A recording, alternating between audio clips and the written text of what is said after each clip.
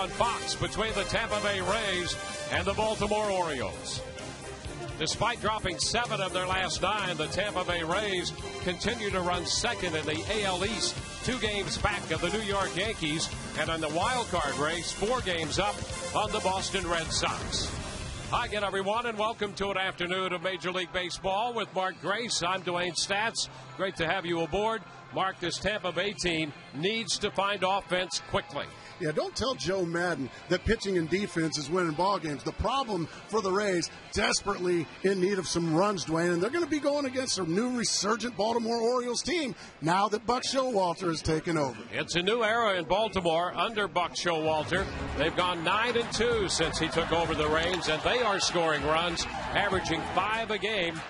You have to score that many runs to compete in the East. Rays and the Orioles next.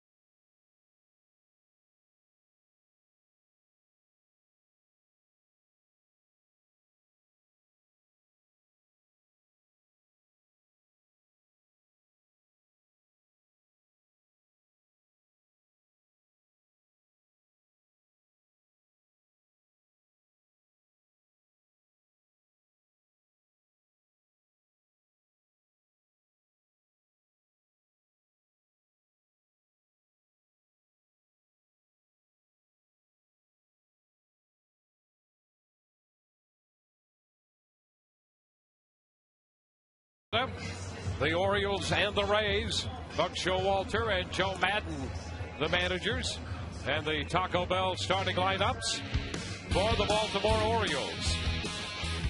Think outside the bun. Ron Roberts, Nick Markakis, and Ty Wigginton hits third. The DH is Luke Scott. He's been hot. Adam Jones, Felix P.A., Matt Wieters, Cesar Izturis, the shortstop, and Josh Bell, the third baseman, will hit ninth.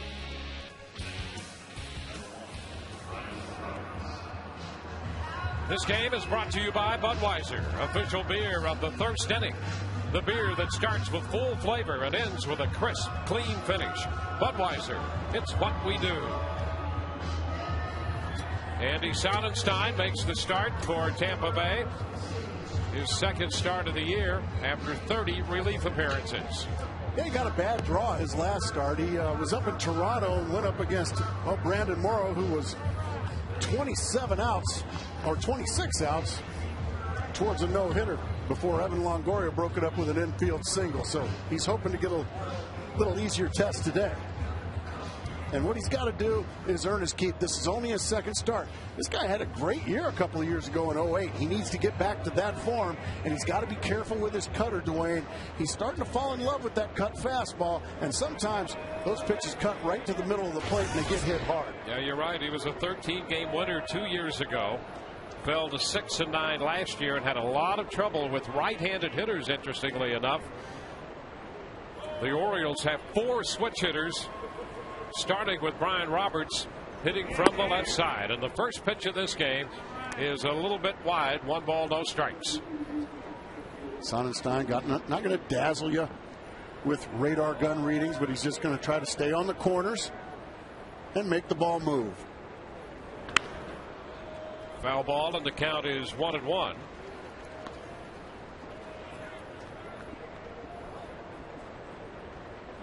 Nick Markakis on deck, our sprint player first. Nick Markakis first in the majors and 38 doubles this year. He had 45 a year ago. Roberts takes it down. 2 balls and a strike. He's been key to get him back and healthy for the Baltimore Orioles. He's had back problems, abdominal issues, and they're happy to have him back in the leadoff spot.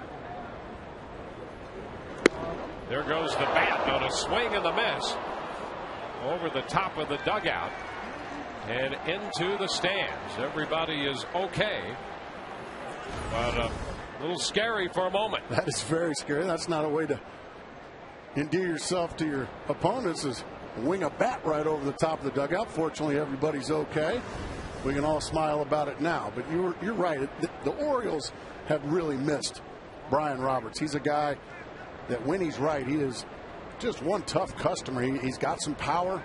He's got some speed. He's a guy at the top of the order that just creates havoc on opposing defenses. And Buck Showalter is the first to tell you that upon taking this job, he has gotten some healthy bodies back, and that has helped in the resurgence of the Baltimore Orioles.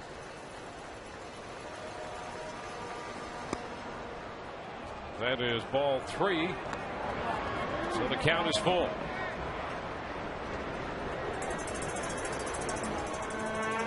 Buck Showalter, 11 games in as the manager of this Baltimore club. And the pitch is down. So a walk starts this game. And you'll take a look at what the offense has done for the Orioles since Showalter took over. Just under 5 runs a game, 4.9 prior to that. And still, they were averaging overall about 3.67 runs a game. You can't compete in the AL East with that kind of production. No, not even close. Buck has found a way to reach some of his younger players, some of his veterans. They're just playing terrific baseball since he took over. 9-2. Here's Nick Markakis.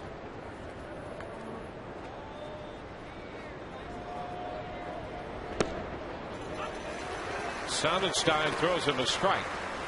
He will throw a lot of strikes, and the interesting thing about Sonnenstein is that, as you mentioned, he's not a hard thrower, but wherever he's been, he's managed to figure out how to win games. At the college level at Kent State, all through the minor leagues, and then the big season he had 2 years ago, winning 13 in the big leagues for Tampa Bay.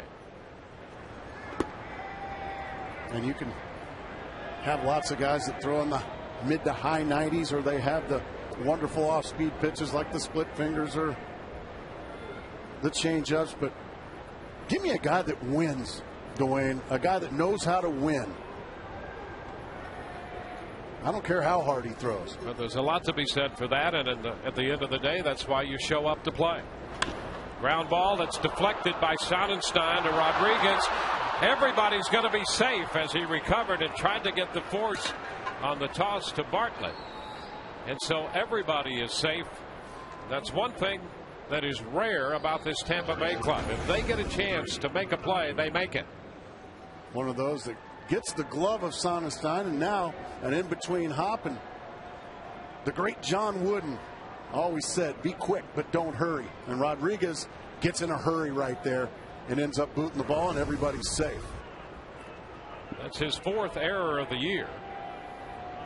So already Tampa Bay giving Baltimore an extra out in the first. Here is the former Tampa Bay Ray, Ty Wigginton, who represented the Orioles at the All-Star game.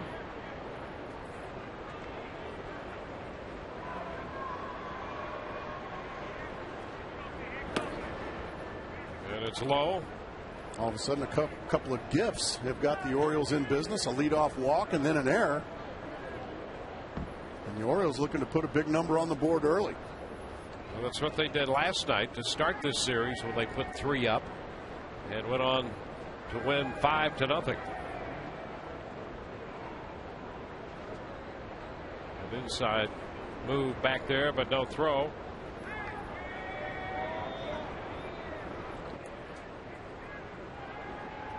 You see Buck Showalter and Rick Kranitz as pitching coach.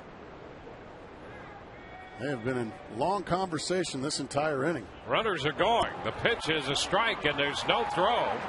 As the Orioles, not known for running, but they will take opportunities to advance, and they pull off the double steal.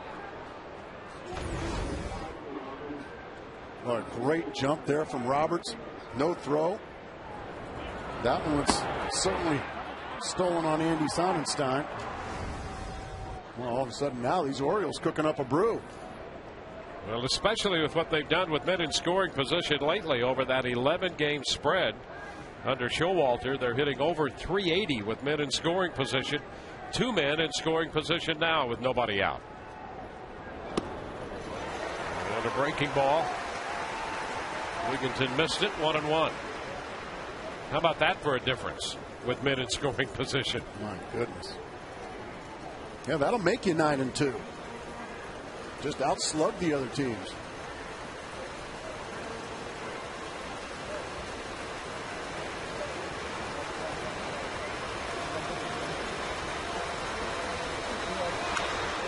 Tap foul right there.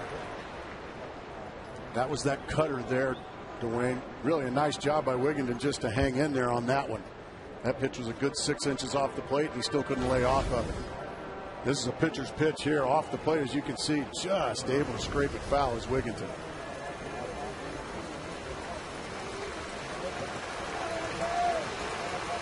One and 2 now. Sonnenstein shot that outside part again and missed with it. Took another shot. Would not offer. Yeah, took another shot just off the plate again. This time Wigginton not chasing. Can't fool a veteran too often, twice in a row.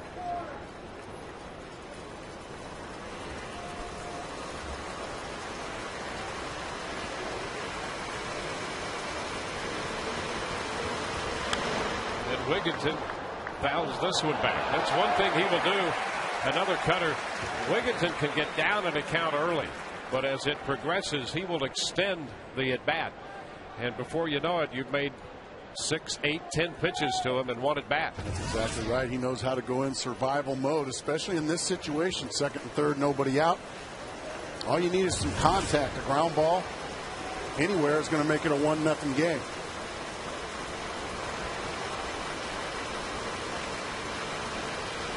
Breaking ball, and he got him with it. And he stayed with the cutter, and then got him on a curve. Well, this one stays up in the strike zone. I'm pretty sure Sonnenstein didn't want it there, but if you swing and miss them, they're not mistakes. So a huge strikeout there for Sonnenstein.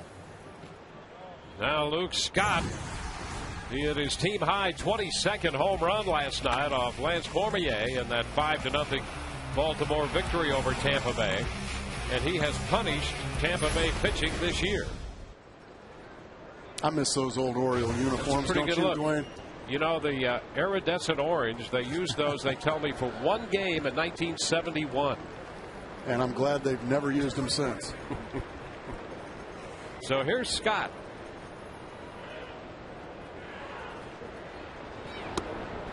I don't know. I just don't think Earl Weaver looked good in that. Do you? No. And Buck Showalter, who wore them last night, wore it with a black jacket. He said he went into the clubhouse and found the biggest and longest black jacket he could find that maybe not only would cover the jersey but the pants as well.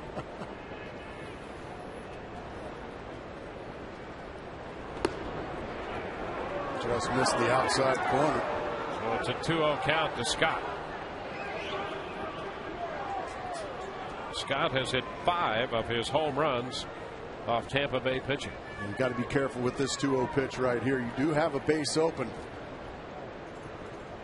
And you got Adam Jones on deck, but you make a mistake here, Scott of 22 home runs can make it a 3-run game. Strike down around the knees. Had a little late movement on it. How about those numbers in the 10 games in the season series? Wow.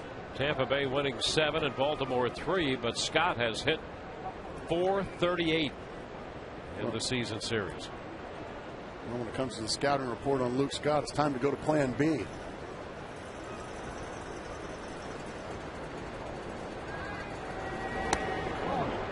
He started to go, but checked. And that runs the count to 3-1. He was worked consistently in a lot last night. Had 3 hits and that home run we saw. And there's Adam Jones on deck. Sonnenstein trying to work around the opening walk and an error. The Orioles have pulled a double steal. And ball 4. So he stayed away, up and away, and walked him. The bases are loaded. Center fielder, number 10, Adam Jones. Adam Jones, the center fielder. Here's a guy who likes the fastball. Bases loaded now. Well, let's see what Sonnenstein decides to start him off with. Such an important first pitch, because you know with the bases loaded, Adam Jones licking his chops in this situation, looking for the first. He's going to be looking to ambush a first pitch fastball. Let's see if Sonnenstein maybe tries to go with that cutter off the plate and maybe get a ground ball.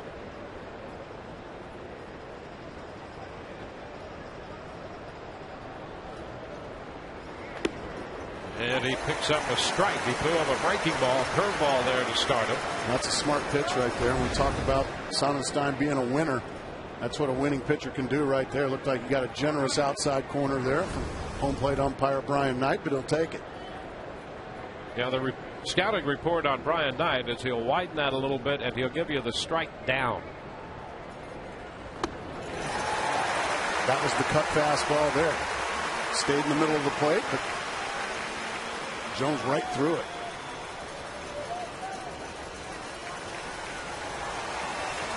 Brian Knight behind the plate.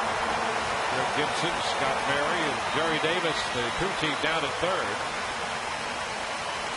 Brian Knight may be the only umpire I know from Montana. I didn't know they had umpires up there. 2 strikes to count to Jones.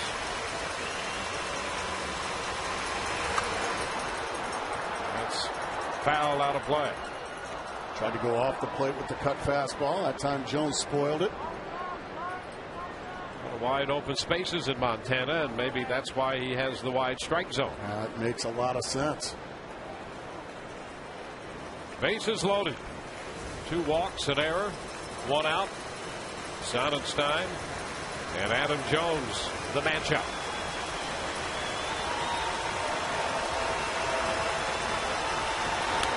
Popped up. Foul ball right side. Zobrist playing first base, has room and makes the catch. Roberts tagged and bluffed to start just to draw the throw from Zobrist. 2 outs now. Well, what a huge pitch right there to get the pop up. Stayed mostly off speed with the good fastball hitting Adam Jones. Now 1 out away from getting out of a monster mess.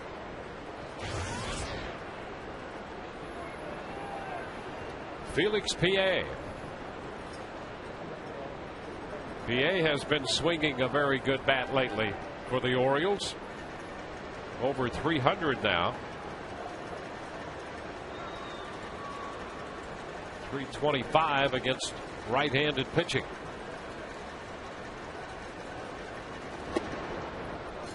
And it's down. Fastball low.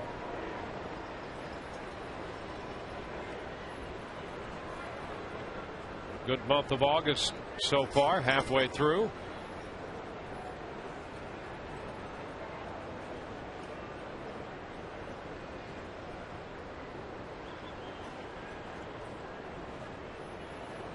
And a broken bat roller right side. Rodriguez to Zobrist, and Sonnenstein pitches out of it. The Orioles leave him loaded. Bottom of the first coming. No score.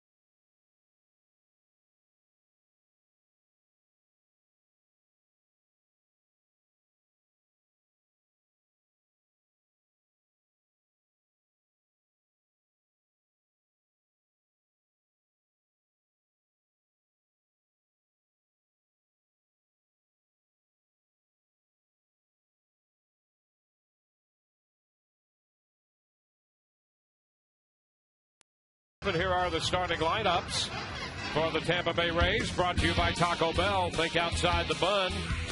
B.J. Upton will lead off. Jason Bartlett and Carl Crawford. Evan Longoria hitting cleanup. Behind him is the DH Willie Ibar. Sean Rodriguez hit sixth in front of Ben Zobrist, Kelly Shoffick, and Gabe Kapler. Ryan Mattis, 23-year-old lefty on the hill for Baltimore.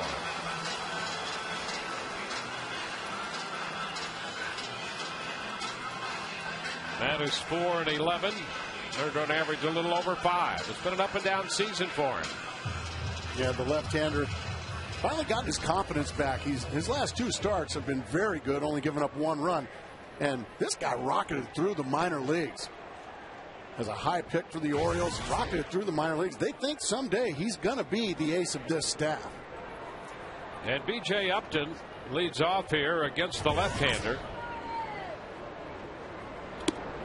Upton takes one wide, and here is a guy who could be a big part of revitalizing the Tampa Bay offense.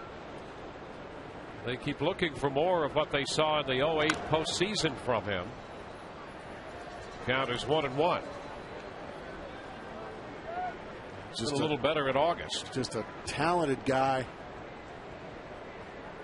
that has a chance every single time he's in the lineup. He's got a chance to do special things. He's got the ability to go 30-30. Just hasn't happened yet for him. And he shoots it into center field and the base hit. Jones will make the pickup, and Upton is aboard. He hit a fastball into center. It's a nice job of hitting right there by Upton. Fastball in the middle of the plate. Doesn't try to do too much with it. Just swats it right back up the box. A desperate offense gets jump-started early here with a leadoff base hit. Well, both Upton and Bartlett could be two major contributors. You see Bartlett, who wound up over 300 last year, hitting just a little over 240 now, is another guy who Joe Maddon continues to look to try to help generate more runs than this club has been generating recently. Takes a strike.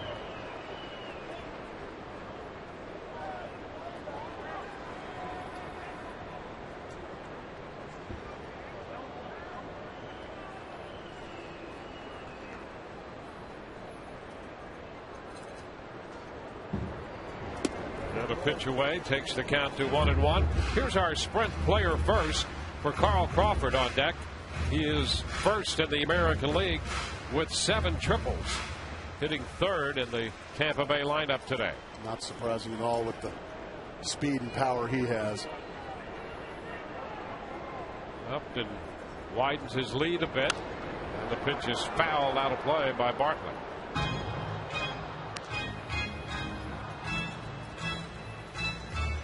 See, 1 year ago today, Bartlett 101 points higher than his average is currently. Yeah, Joe Maddon just telling his players just to demand more of themselves. You're good players. I just need a little more from you. And this one shot up the right side, foul. That's something they would love to see Bartlett do more of. He is, at the early stages of the year, pulled the ball a lot, hit a lot of ground balls to shortstop. And when he's good, he hits the ball all over the place, including to the right side and up that right field line. There are so many hits in the opposite direction. And if you can be tougher to defense by doing just that, it's going to help a lot. Really nice play there by the catcher Wieters, saving a wild pitch. 2-2. You're not expecting fastballs to be bounced. That's why you can't get down there and block him, but he comes up with it clean. Nobody hurt. Now, Buck Showalter has been very impressed with Wieters in the short time he's run this club now, and likes the way he calls the game. Piece of that one foul.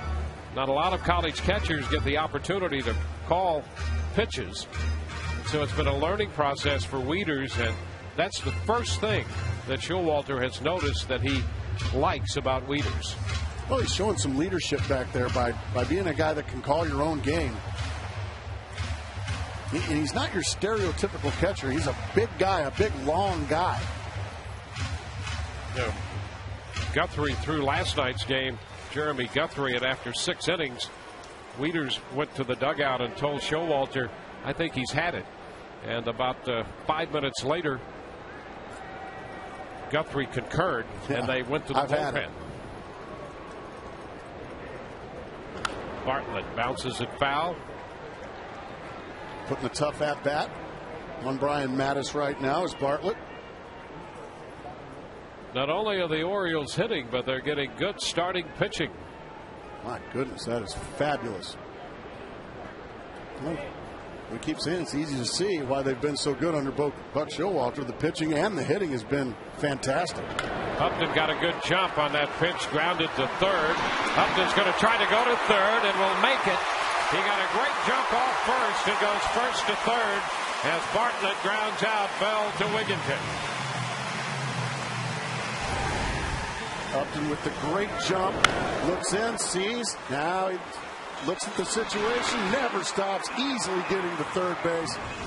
That's the kind of athlete he is. That's what he can bring to an offense. And when you're struggling offensively, Dwayne, you got to take some chances on the base paths. You just can't sit around, drop anchor at first base, and have your hitters hit into double plays. You got to take some chances. I like the fact that B.J. Upton right there took some big chances, and now he's at third with only 1 out. And that's Joe Maddon's style of baseball. Carl Crawford takes a pitch on the corner for a strike, a fastball in there. So Joe Maddon very pleased to see Upton. He heads up and go first to third. Well, we saw the Baltimore Orioles in the top of the first with the double steal. Now Joe Maddon going to his running game. Nice pitch there from Mattis. 0-2 now on Carl Crawford. Well, Maddon emphasizes first to third and second to home, taking 2 bases, but usually it's on a base hit and not a ground ball to third. 2 strikes the count on Crawford.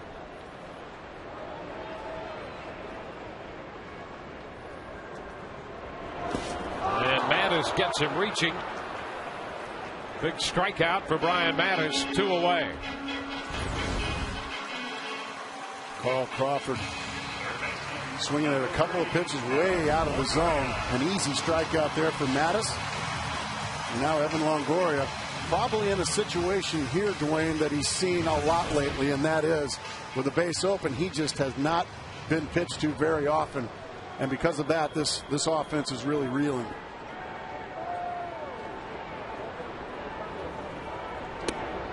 Pitch is down. Well, Mark, you know the number 4 hitter is there to drive in runs and not to walk. And yet he is 10th in the league in walks because the opposing pitchers have been very careful and have decided they'd rather face whoever it is hitting behind them than Longoria. And you can see it right here. They're just not going to mess with Evan Longoria if they can help it. They're going to make Willie Ibar beat him instead of Longoria. Well, that's a nice job by Wieters again to save a run on the as you're pitching around somebody. You got to be careful of the wild pitch. Changeup goes in there for a strike. 2-1 right now. Well, you want the run producer to be aggressive, but there's one thing about the being aggressive and another being frustrated and chasing pitches off the plate.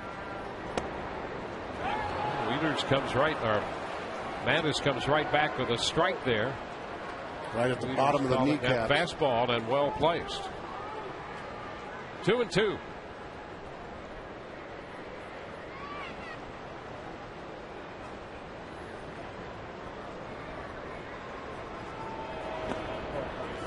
Good curveball there. Longoria able to lay off of it. Well, we saw Sonnenstein get out of a big jam in the top of the first. Now Brian Mattis trying to do the same thing here in the bottom. The count is full to Longoria. Upton at third, 2 outs. The ground ball to third, bobbled momentarily by Bell, but he recovers and throws out Longoria. So neither team will score in the first. On to the second. No score.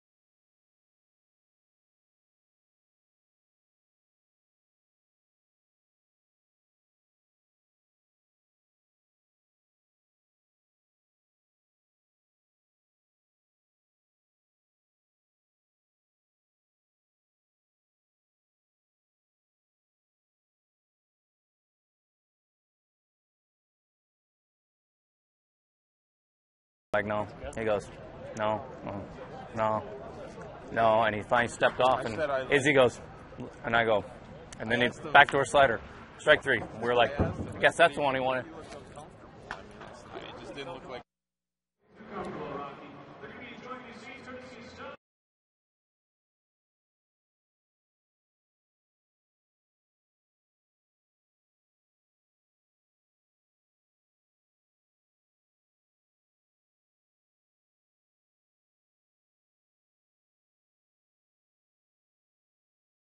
Saturday Baseball is presented by Sprint, the Now Network, by Fusion, the 2010 Motor Trend Car of the Year. Get in and drive one. And by Taco Bell. Think outside the bun.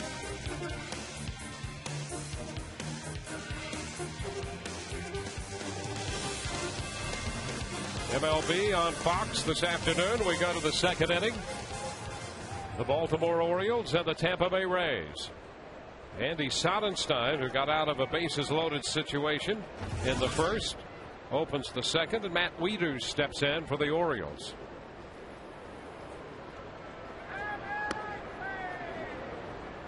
One ball, no strikes. Yeah, both these offenses with big opportunities in the first inning. Both teams came up empty. Probably looking at a couple of confident starters now to start the second. 2-0. Scoring opportunities for both clubs, and here in the second inning, the bottom 3, 7, 8, and 9 hitters for Baltimore.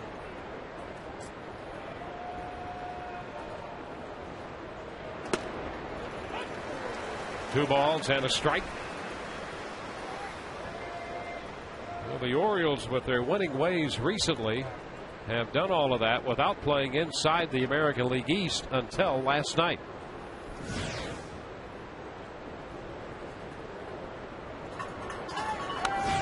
Two and two, and the Orioles would like to think that they have served notice for the rest of the year by shutting out the team with the second best record in baseball as they get back inside the American League East to compete. You start playing for pride, and unfortunately for the Orioles, they've had to play for pride pretty much the entire season, but they can still do some big damage to some good teams like the Yankees, like the Rays, like the Red Sox. There's still some teams that they can spoil it for. Jeremy Guthrie continues to pitch well. 102 pitches last night. Well, he was fabulous, wasn't he? Shutout baseball for 6 innings and just 2 hits. And there is strike 3 call. Matt Wieters caught looking. 1 away here. Brian Roberts talking about the performance last night of the Orioles right-hander on Sounds of the Game. Me and Izzy were out there watching, and he's like, no. He goes, no, and he finally stepped off, and Izzy goes, and I go, and then he backdoor slider, strike 3. We're like, I guess that's the one he wanted. I guess he's got 6 or 7 pitches he can get people out with, huh? Catcher didn't have enough fingers on one hand, so I guess he wanted the backdoor slider, and just about like everything last night, he put it right where he wanted. And the other thing about him, his velocity is better now than it was earlier. He hit mid-90s rather easily last night. Cesar Sturis, the hitter. 1 out, bases empty, 1-1 to count. Sturis at 245 on the year.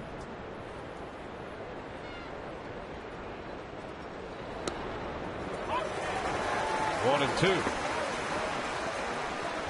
The Orioles brought Sturis in a couple years ago to settle the defense at shortstop, and he can do that for you. He's one of the finer glove men in all the game, and has been for a while. Up the right side, that's going to be a foul ball. Holds the count at 1 and 2. Here are the Ford keys to the game. Mark? Well, for the Baltimore Orioles, keep believing. Doing what you're doing under Buck Showalter. This is a confident bunch. And for the Tampa Rays, man, score some runs already. I mean, this is a championship caliber ball club that needs to do a better job offensively. They've got talent offensively. It's just not happening right now. And they need to get their swagger back. Yeah, they got off to a very good start offensively, and then hit a swoon in June offensively. Had a good July, and now they're struggling again. There's a liner into right, going to drop in front of Kapler, and Sturis has a base hit. That's the first hit for the Orioles. The NFL is back with 2 Fox preseason specials beginning Thursday. Tom Brady and the Patriots take on the Falcons. Then on Friday, the Eagles begin life without Donovan McNabb as they take on Ocho Cinco, T.O., and the Bengals. Both games start at 8 p.m. Eastern, 5 p.m. Pacific, and high definition only on Fox. Can you believe it's football season already? I can't. Now, there's a lot of the baseball season to go. Exactly, a lot of and good the baseball. postseason. We got pennant stretches. Josh Bell, the number 9 hitter and the Orioles' third baseman. He's a switch hitter. Another switch hitter in this lineup. Baltimore got him from the Dodgers. And he's going to get a very good look at third base to see if he might be part of their future there. He's a big guy with big power.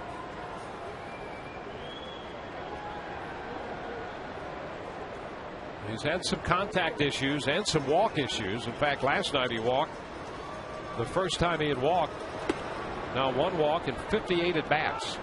And you can see Sonnenstein and Kelly Shopik, the catcher, they're trying to stay in on Josh Bell.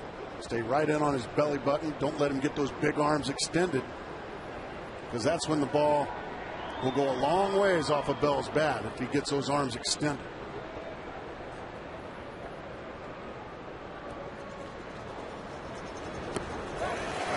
inside they go. This time a breaking ball. And you can see the walk issues there. He's chasing it down in the dirt.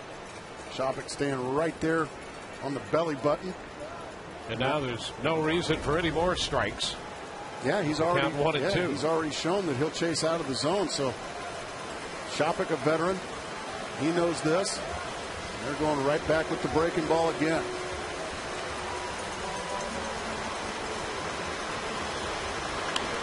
And it's tapped foul. That one was for a strike.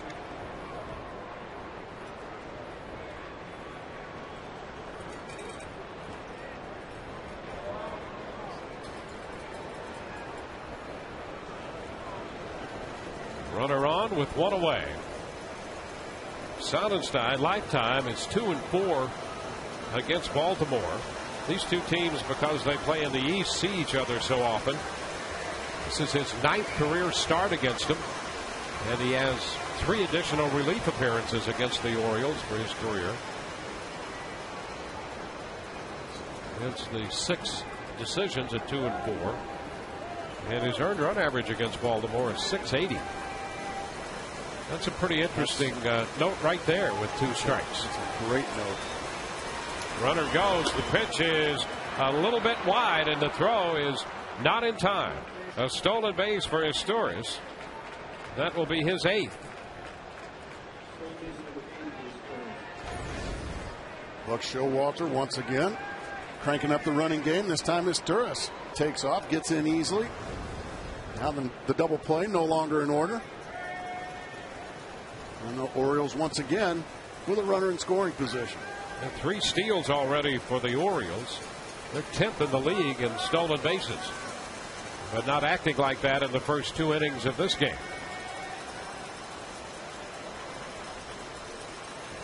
It's a 2-2 count to Bell.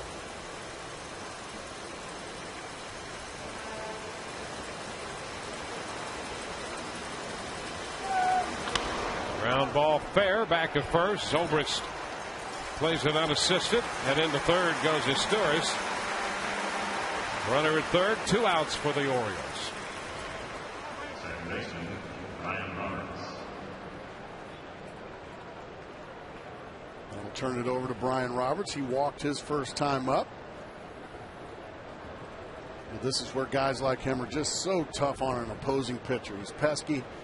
He's a tough out. He has the ability to hit the baseball from line to line, which makes him tough to defense. And he's a .368 lifetime hitter against Sonnenstein. And he goes for the first pitch and fouls it. That cutter in on him, and he pulled it foul up the right side. That was a very good pitch there by Sonnenstein. If you hit that ball in the barrel of the bat, that's all you're going to do with it is pull it foul. Once again, Shopik staying right in on the hands, right under the knuckles of Brian Roberts, and all you're going to do with that is pull it foul, and that's strike 1.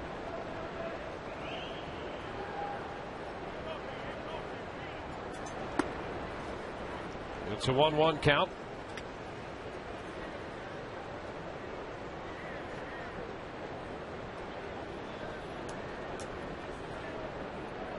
Brian Roberts, for a time before his injuries, the topic of possible trades. Pitch stayed outside a curveball, 2-1, but coming off the injuries, he's trying to establish that he is healthy in the Orioles. It would seem right now, thinking he'll stick around for a while, and they will have him as part of their building process. He just challenged him with a fastball there, and he beat him with it. Yeah, and it's tough to be a valuable trade commodity when you've got back issues. And that's what had Roberts sidelined for a long time. The point when he's healthy, he can help any ball club. A good second baseman and a good leadoff man.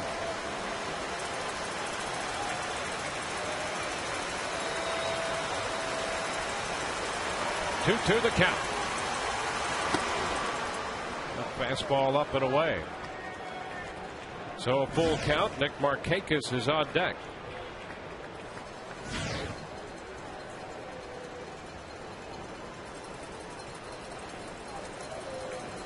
Sonnenstein, in the first start of the year he made the last time out, was stretched out to 77 pitches. He's making quite a few pitches early in this game and walks Roberts. Going to put runners at first and third and get Markakis to the plate. Third walk issued by Sonnenstein. Sonnenstein, usually a guy that's around the plate, a strike thrower, if you will. As you said, 3 walks here, and we're only in the top of the second inning. He's already up to 50 pitches, and that ratio is 28 strikes and 22 non-strikes.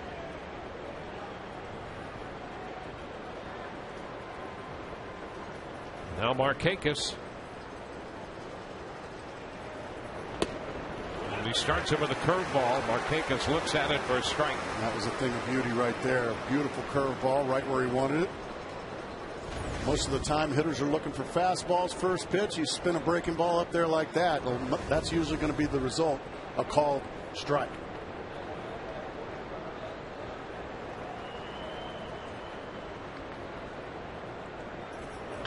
And the big chopper, that's a foul ball. Had that been fair, that would have been a run, at least a run for Baltimore. Chopped over the head of Ben Zobrist down at first base, but Greg Gibson was down there on the call. First base umpire. All of a sudden, the Red faithful starting to make some noise getting behind Andy Sonnenstein. You look good in those beads, Dwayne. You know things about me that maybe you shouldn't know. The 0-2 is popped up on the left side. Longoria, even with the bag, makes the catch, and that will retire the side. 2 left. Bottom of the second coming, no score.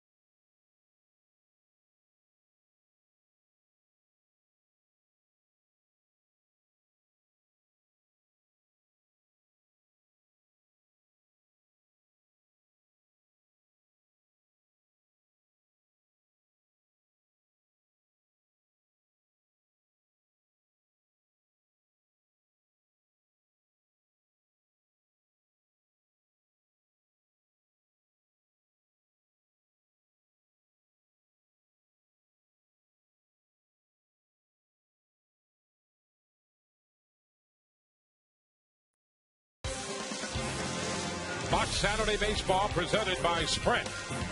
By Budweiser. With full flavor and a crisp, clean finish. It's what we do.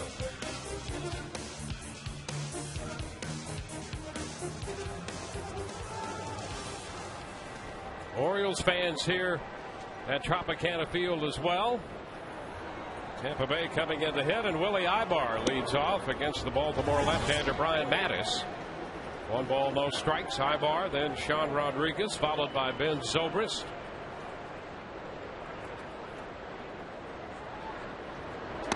Oriole fans travel pretty well, wouldn't you say? You'll always see them on the road somewhere. And those are colors that blend in well. That's and yet exactly right. just colorful enough to catch your attention. A little too much orange here last night. Yeah, that's right.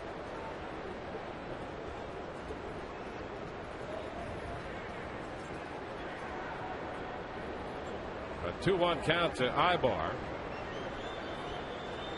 He's hitting 5th in this lineup behind Evan Longoria. Count goes to 2-2. Tampa Bay hopeful of getting Carlos Pena back perhaps as early next week. That's not a certainty, but they're entertaining that idea. Fouled up the right side. That's going to be out of play. Well, they've missed Pena's big bat in the middle of the lineup. I think they even miss him more defensively at first base, don't you, Dwayne? They do. Defense is really the key, I think, to the success of the Tampa Bay club. It really helps good pitching. And he is very good over there. And they do miss his bat. There's a broken bat, and a grounder to short. Stewart takes care of it with a toss to Wigginton. Well, a dangerous situation here as the bat shatters and helicopters his way out towards Brian Mattis. But he gets out of the way, and Stewart makes an easy play.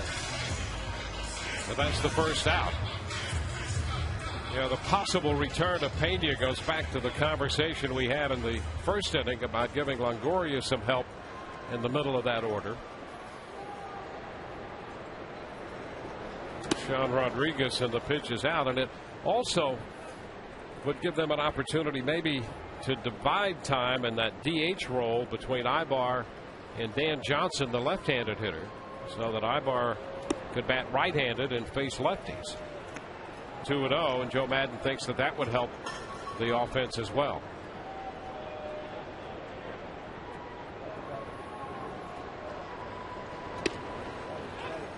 Good fastball in the outside corner, 2-1.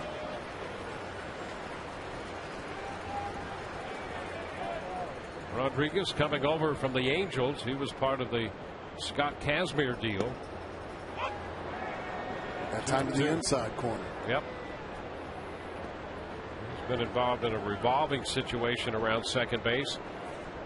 He's divided time there. Reed Brignac has played second. Ben Zobrist has played there. Sean Rodriguez. And Rodriguez has played just about every place else. You see Zobrist on deck. He's playing first base today. Ground ball headed toward the middle, but his Stewart is there to his left and makes a nice play to get Rodriguez. 2 up and 2 down. We were talking about the versatility of a lot of these Rays players, as you saw. Great play there, taking a base hit away from Sean Rodriguez. That's Cesar Stewart, but a lot of interchangeable parts for Joe Maddon, and that's an advantage for a manager when you got a guy like Zobrist who can play first base. He can play center field. He's got a lot of athletes on this team that he can move around.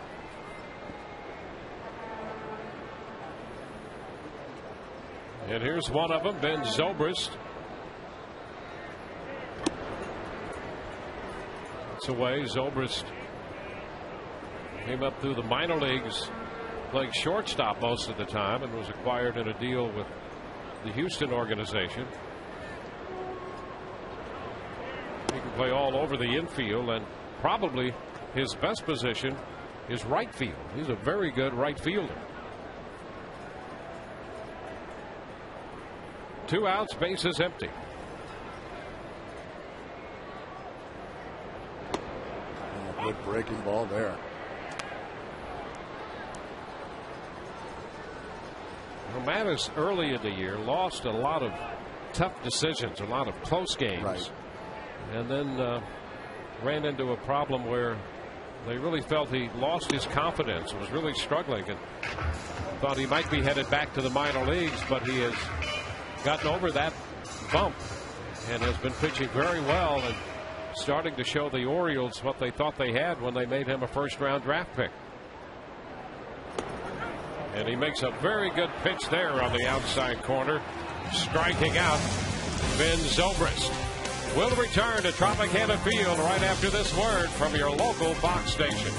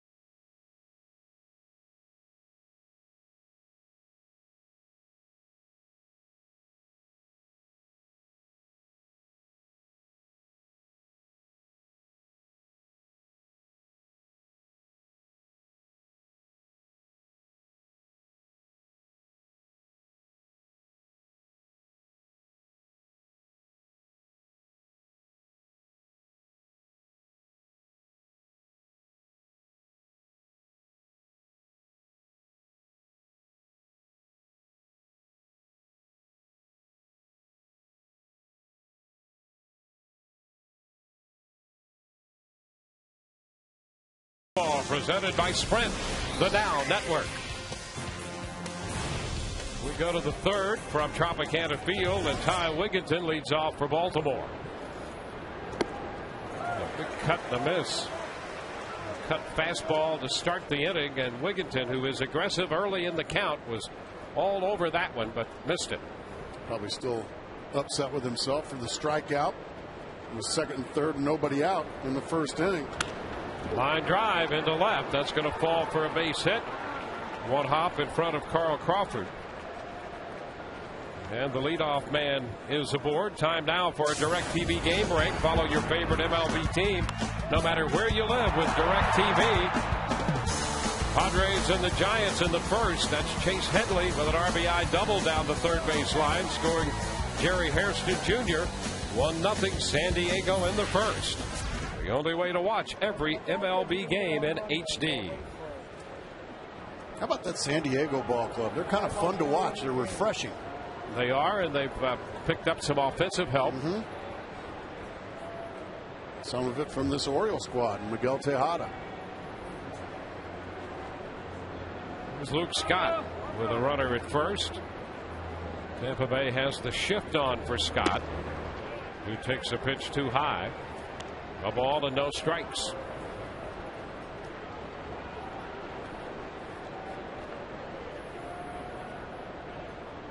Walk his first time, and Scott has been very, very good against Tampa Bay pitching this year.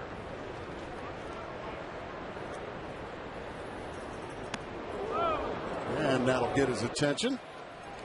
2 balls, no strikes now. Wanted it inside. Anytime you see it up there around your nose, go ahead and just get your nose out of there.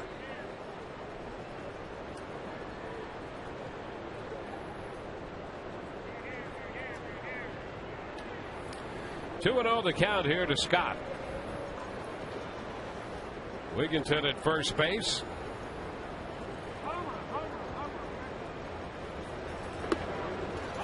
It's a strike. Sonenstein has had to pitch out of trouble a couple times in this game already as he works in the third. Yeah, these Orioles have already left 5 men on base through the first 2 innings. Left men at first and third in the second, and the bases loaded in the first. Scott takes a look at the breaking ball, and that's ball 3, 3-1.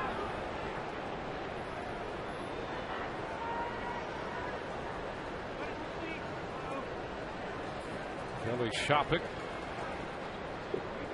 behind the plate, catching Sonnenstein.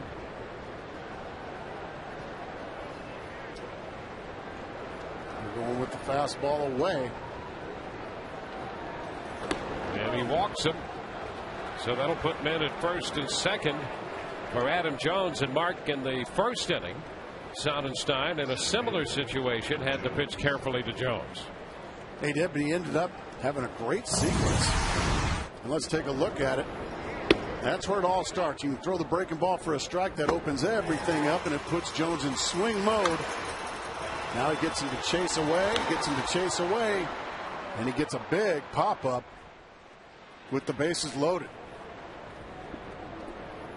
He went on to retire Felix PA right after that and got out of a big jam to keep it a 0-0 ball game. I think he's just putting guys on purpose because this is when he makes his best pitches. Jones fouls it. You brought up an interesting point, Dwayne, that Jones is a guy that loves to hit fastballs. He has not seen a fastball yet from Andy Sonnenstein. Sonnenstein a little over 60 pitches now. He made 77 in his only other start the last time out. That was against Toronto.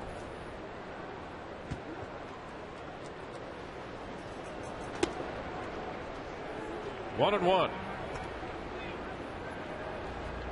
So a lot of pitches, a lot of trying to pitch out of jams in the early part of this game. A lot of pitches and a lot of base runners. He's been in the stretch all day.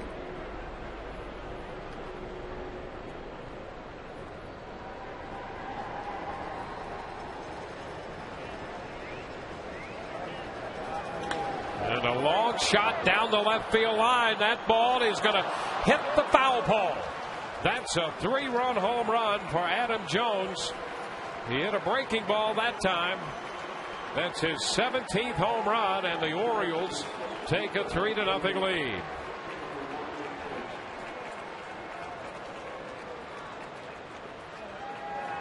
You can only walk the tightrope for so long.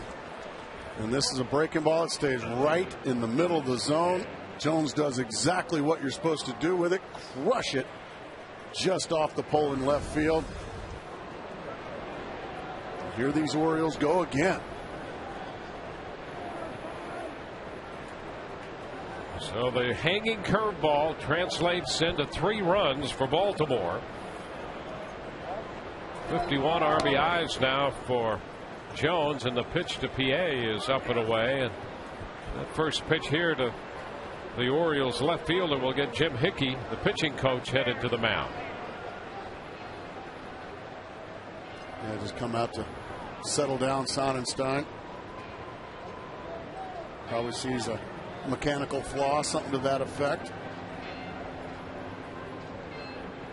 And just a good old-fashioned pep talk.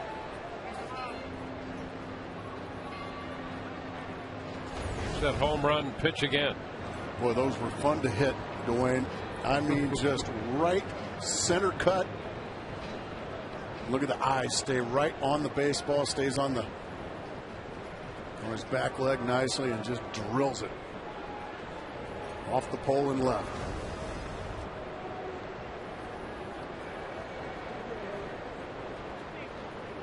Sonnenstein set to resume here, working against Felix PA, who now steps out. After all of that waiting, PA decides to wait a little more.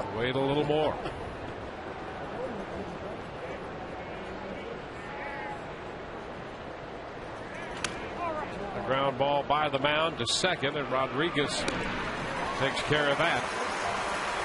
Some of these Orioles players have been I think challenged by Buck Showalter by his presence, and some of them see this as perhaps a new lease on life, a new beginning for them. BA may be one of those players, and he's responded with a hot streak at the plate. Well, Buck is a very loyal man. He's going to be loyal to his players, but you have to earn his loyalty. You have to go out there and play the game. You have to practice just as hard as you play every day. Curveball to Wieters for a strike. And you're never going to out-prepare Buck Showalter. He is one of the most prepared managers that I ever went up against as a player, and nothing has changed. Ground ball to first. Zobrist with the toss to Sonnenstein. That'll be 2 outs after the home run. Next week on Fox Saturday Baseball, the NL East leading Braves are in Chicago to take on the Cubs, or the AL West leading Rangers battle the Orioles. Fox Saturday Baseball, presented by Sprint, returns next week at 4 p.m. Eastern, 1 Pacific on Fox. Check your local listings for the game and start time in your area.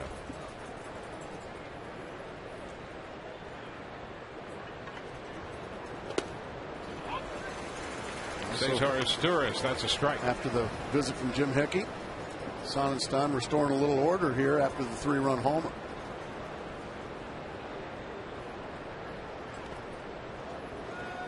One ball, 1 strike. Sonnenstein had been performing the role essentially of the long man on this staff, which may be the toughest job for any pitcher. I agree. You never know when you're going to pitch. You have to be ready every day. You never know if you're going to get extended. There's a chopper, second base, and Rodriguez takes care of that. The Orioles are finished in the 3rd, but they get a 3-run homer from Adam Jones and take a 3-0 lead.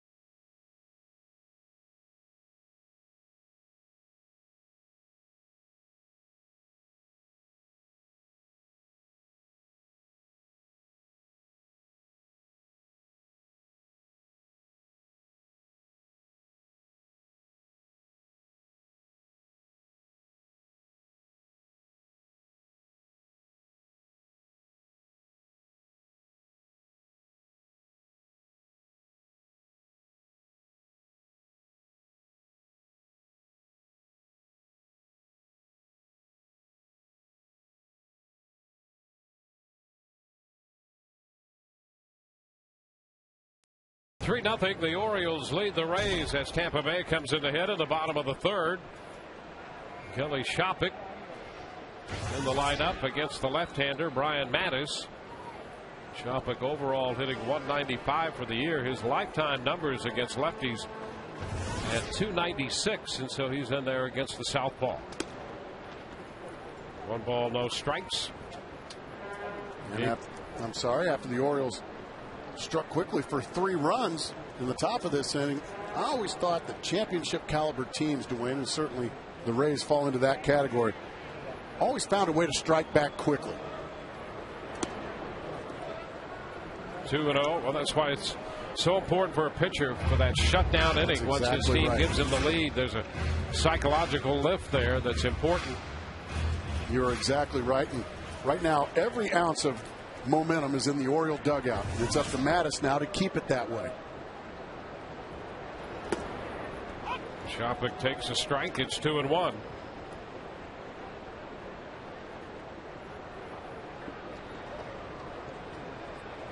Shopik, the number 8 hitter, Kapler to follow, and then the top of the order, B.J. Upton. Oh, what a good pitch that was there by the left-hander. 2-2. Did we ever look that young? Look at that thing just shaved the outside corner. Beautifully done. Yeah, that's a veteran pitch by a 23-year-old left-hander right there.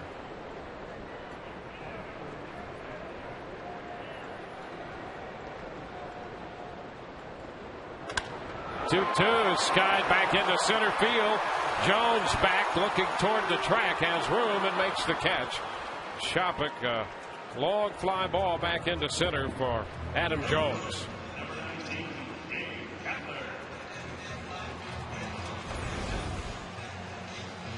A lot of space out there in left center field here. Tropicana Field, and Jones ran it down easily. And here's the veteran outfielder, Gabe Kapler.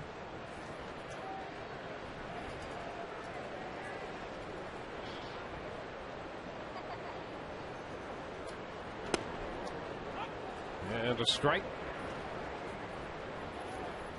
You're right, Dwayne. Brian Knight been really calling the low strike here this afternoon.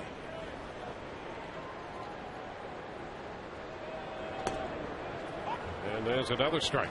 You can see right now, Mattis got a little moxie to him now, throwing the ball very well.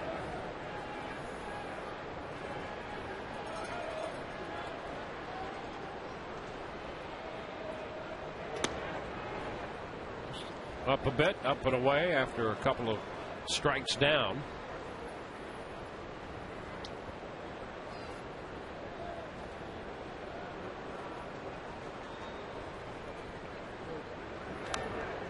Kapler fouls a fastball straight back out of play.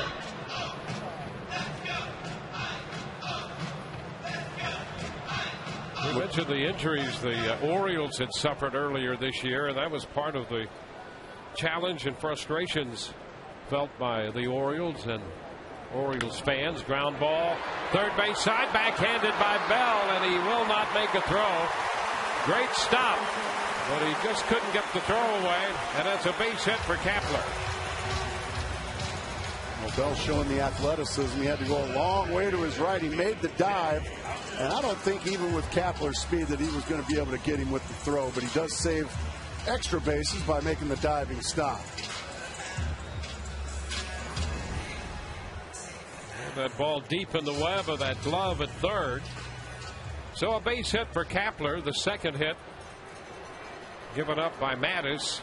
The first one was to B.J. Upton, who found his way to third base but was left there in the first inning.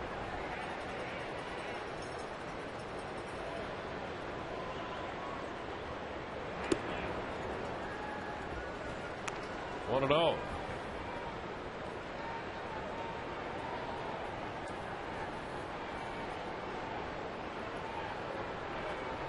Upton singled off a fastball in the first, which covered up by Wieters off speed. Well, he's been a wall back there for would-be wild pitches. Upton taking a long look at third base coach Tom Foley.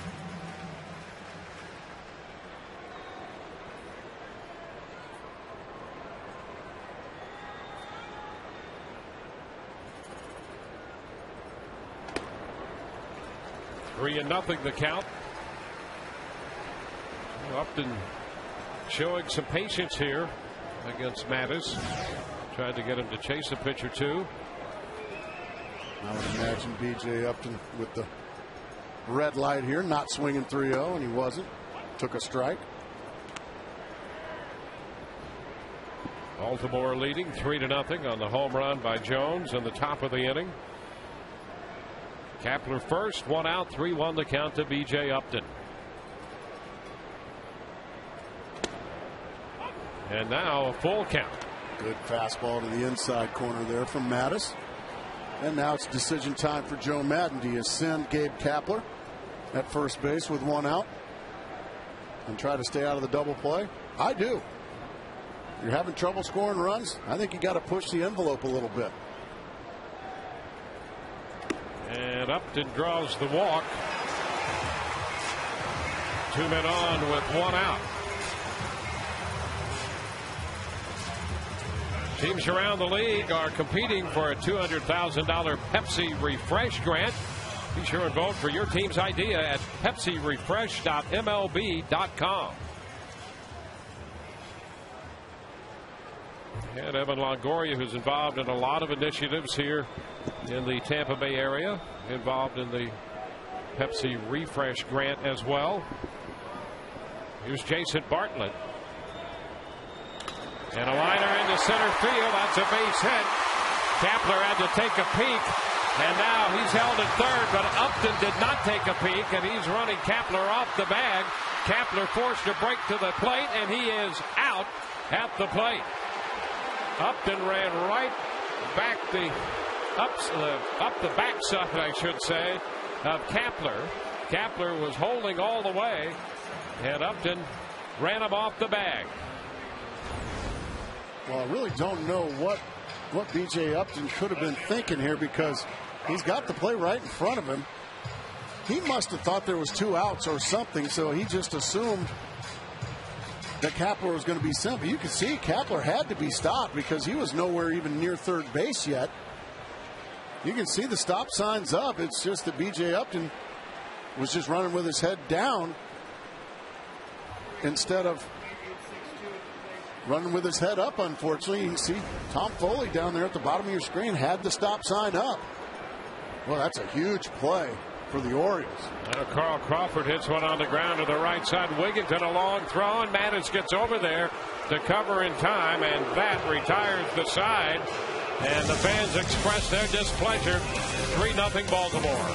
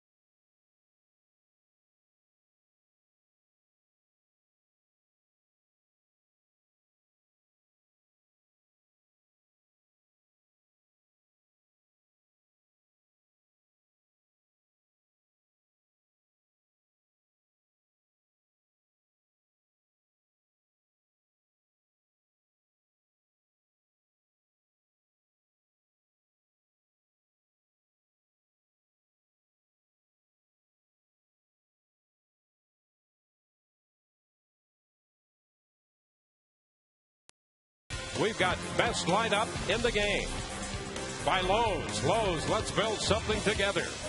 And by One A Day Men's, the official multivitamin of MLB, specifically formulated for men.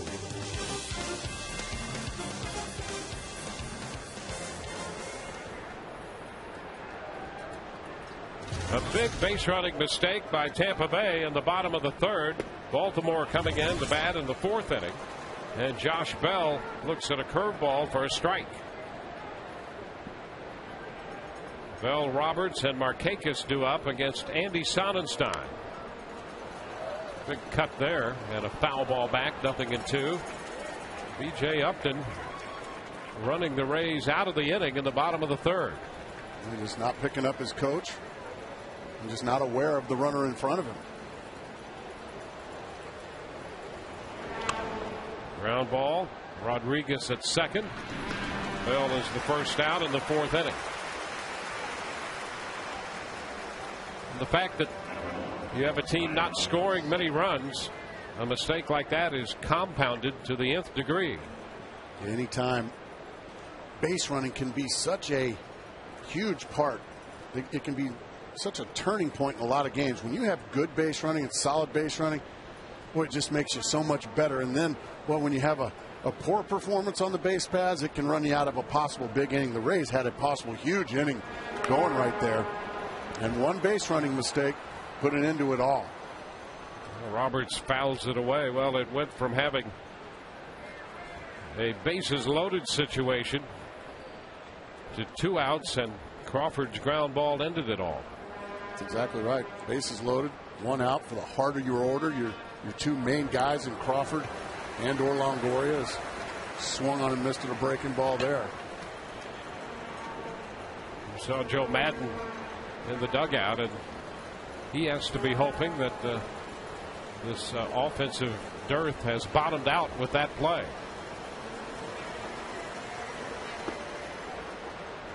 One ball, 2 strikes. You pretty much tell your offense when they come back in from this inning, all right, offense, I don't think we can get any lower than we are right now. So go ahead and kick yourselves in the backside and see what we can do about it. Fly ball back into center. Upton to his right is there and makes the catch. So 2 up and 2 down here. Sonnenstein retires the first 2 hitters in the inning for the first time today.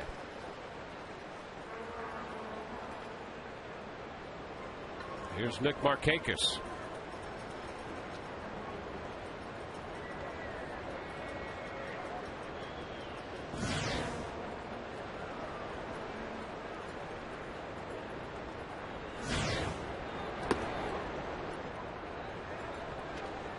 Nick Markakis. 1 ball, no strikes. He reached out a fielder's choice when the Rays committed an error in the first inning.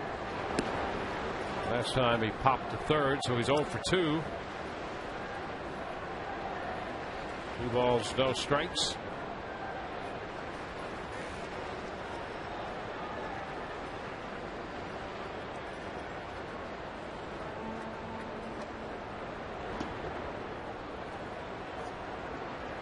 Three and nothing. Sonnenstein at 80 pitches. He threw 77 in 5 1/3 on the 8th of August in his start against Toronto.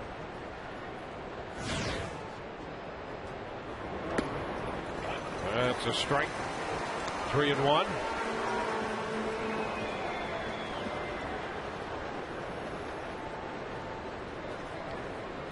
Only 7-year-old right-hander Sonnenstein.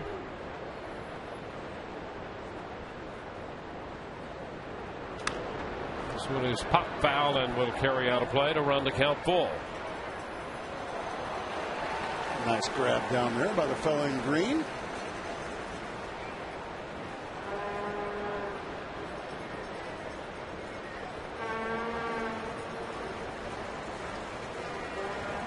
Tampa Bay 2 games back of New York. A 4-game lead in the wild card, but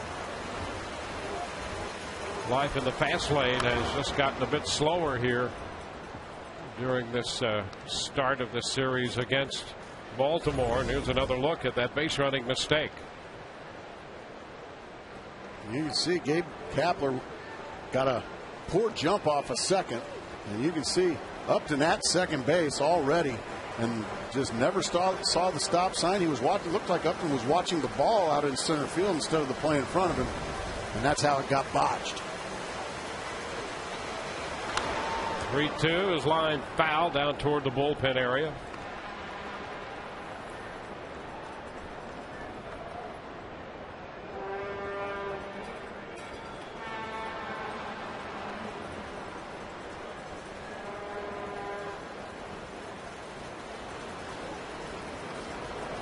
Two outs, base is empty.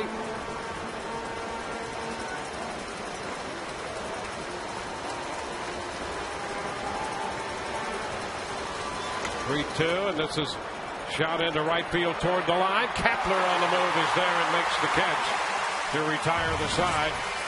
It's a 3-up, 3-down inning and a 3-0 Baltimore lead, middle of 4.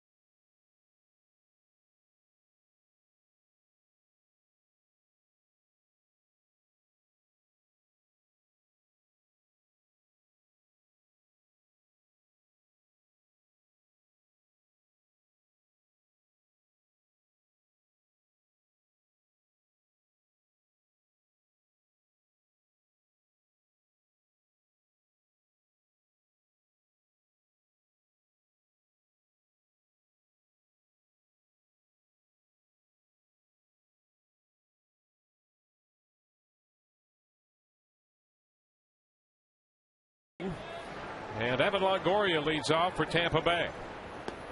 And he takes a soft strike. A breaking ball in there from Brian Matusz. Matusz has done a nice job mixing his pitches in combination with his young catcher, Matt Wieters. There's a shot toward right center field. Markakis on the run and cannot grab it. One hops the wall, and Longoria opens the inning with a stand-up double.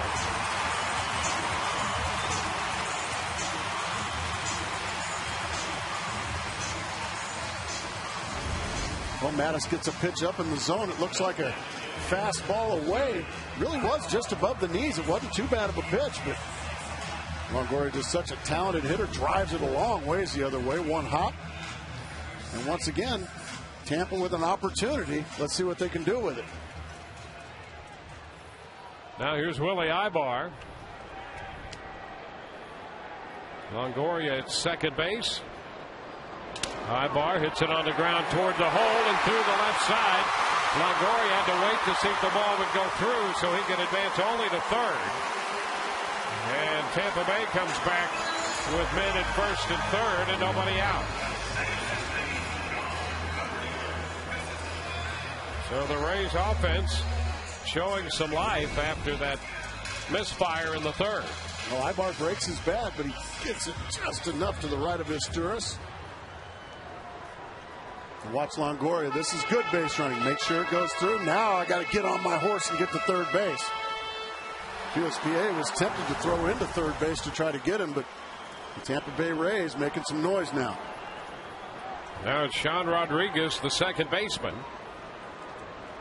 He came into the game hitting .263, but over .300 against lefties. Maddis starts with a pitch away. A change up, and Rodriguez took it.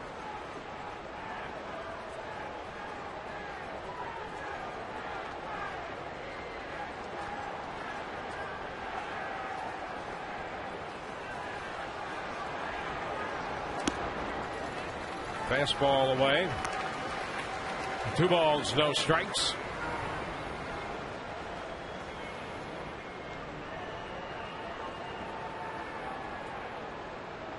Hitting with men in scoring position has been a challenge for Tampa Bay recently. That's a strike. Over the last week coming into this game, just 160. Oof. You can see why they're in a funk of losing 7 of their last 9. It's tough to win games with zeros on the board.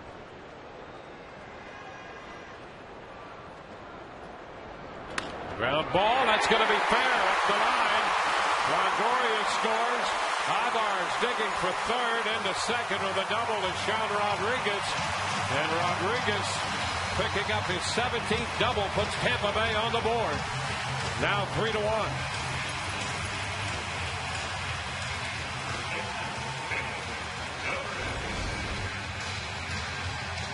Change up that stays right in the middle of the zone, and Rodriguez drills it down the third base line out of reach of Josh Bell.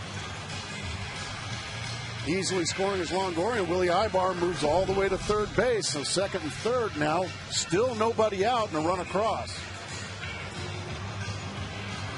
So it's a 2-run game. And Ben Zobrist about to step in against Maddis. Zobrist has had past success against him, including a home run, and 3 of 8 coming into this game. 1 ball, no strikes. But Zobrist has struggled as well coming into this one. 3 of his last 30. Yikes.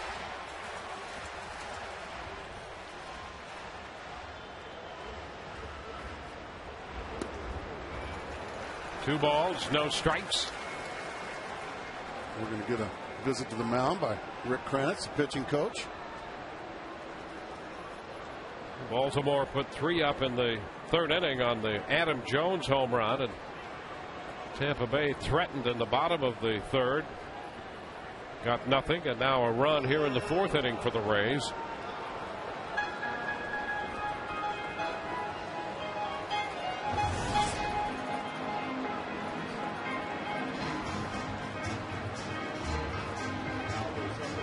Pretty extended conversation here with Kranitz. The Orioles are going to get some action in their bullpen. I think the long conversation is by design. They're going to try to get Albers up and loose.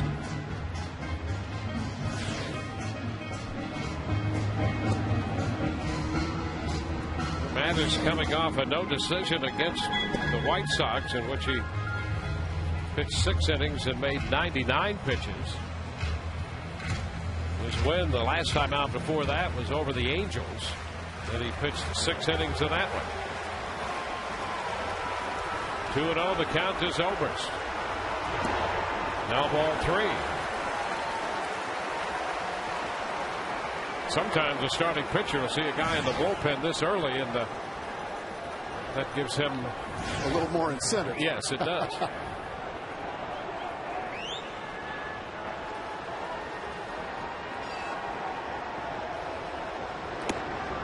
And ball 4, that will load the bases. That's one thing Zobrist has done when he's gone through this stretch where he hasn't got many hits. He does walk a lot, and so he's kept a good on-base percentage, and he walks on 4 pitches to load them. That's why you stay in the lineup, as long as you can help the squad somehow, some way defensively, and then draw some walks and count on the guy behind you, which right now is Kelly Shopik. Shopik hit that fly ball to deep center in the third inning. Bases loaded, nobody out in a 3-1 game. Shopik takes a strike. A breaking pitch there. Good looking slider there that caught the inside corner.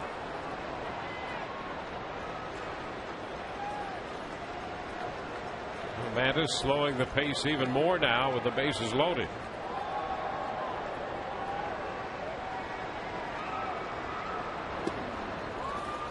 One and one.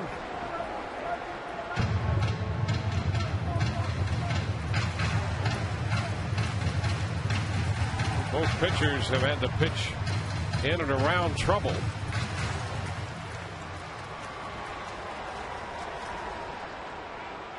Seen that a lot today. Deep conversations with Showalter and Kranitz.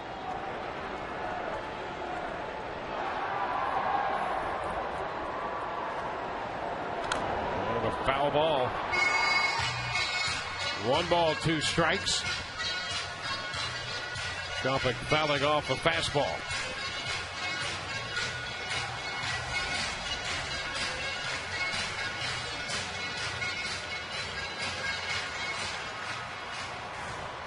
A run, 6 hits, couple of walks, 2 strikeouts for Mattis.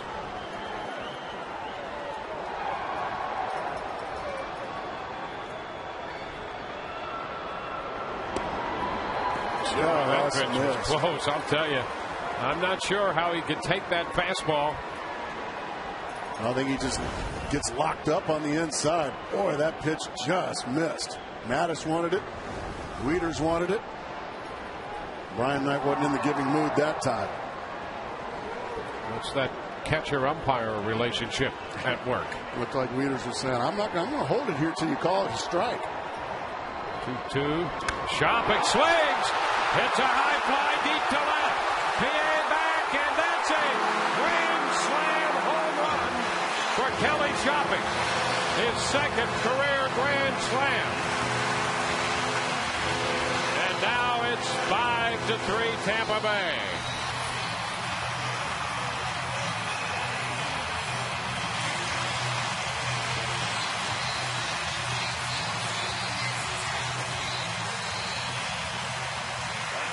Tampa Bay has come back with 5 runs, nobody out in the 4th inning. 4 coming on 1 swing of the bat from Kelly Shopik. His second home run of the year.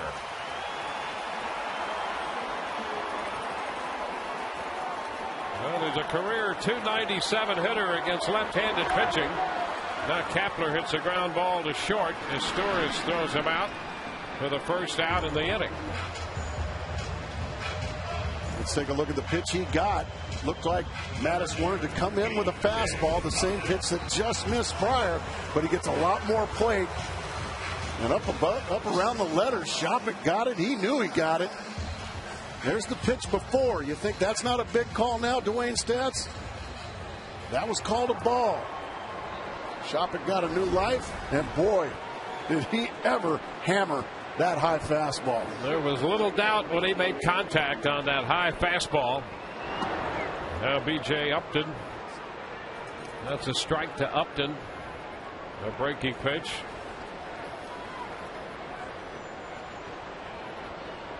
A 5-run 4th. And Upton sends one into center field, a base hit. So he's on for the 3rd time. 2 singles and a walk in between. So the Rays with 5 hits in this inning. They've struggled to get 5 hits in a game. I was going to say, when was the last time, Dwayne, you saw a 5-run inning from these guys? It's been a while. Only 1 out here. And I would imagine Upton with the green light. Probably going to be on his horse sometime soon. Upton 4th in the league in steals.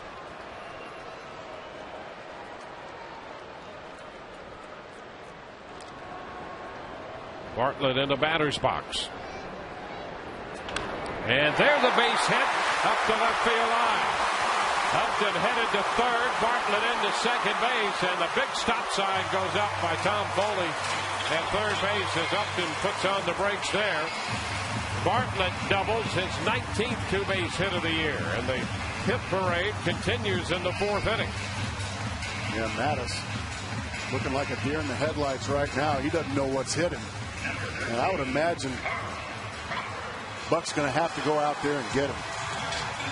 It has all come to a crashing halt here for the young left-hander as the Rays just pounding the baseball here in the bottom of the fourth inning. Yeah, the Rays are now 4 of 7 with runners in scoring position. Breaking ball stays in the middle of the plate, and he rifles it down the line. They're staying with the young left-hander. Mattis is going to face Crawford. Crawford sends a fly ball into center. Adam Jones comes in to make the catch. Tag. Upton's headed to the plate, and he is out at the plate. Upton trying to score on the fly ball to short center. Jones throws him out to retire the side. Grand slam, the big blow of the inning, and through 4, 5-3 Tampa Bay.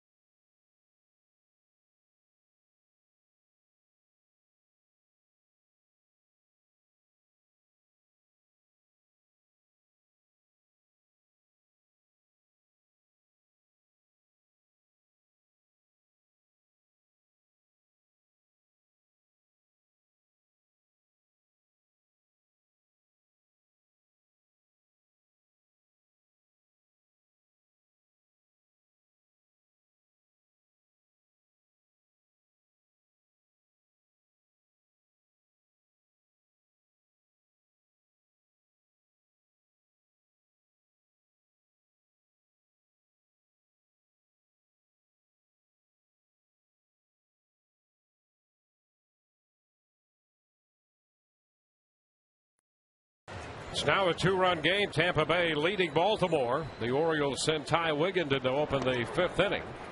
And the first pitch is a little bit high, a breaking ball. Wigginton, then Luke Scott and Adam Jones. Andy Sonnenstein on the hill for the Rays, and a foul ball just outside of third. The count is 1-1. Well, a lot of fireworks in the bottom of the 4th inning. 5 runs for Tampa Bay, but a good defensive play to end that one. A great throw from Adam Jones to cut down B.J. Upton, who can fly. Sonnenstein now a new lease on life with a 2-run lead here in the 5th. He's got to go right through the heart of the order. Wigginton, Scott, and Jones. Kept that pitch away from Wigginton, caught the corner, and it's 1-2.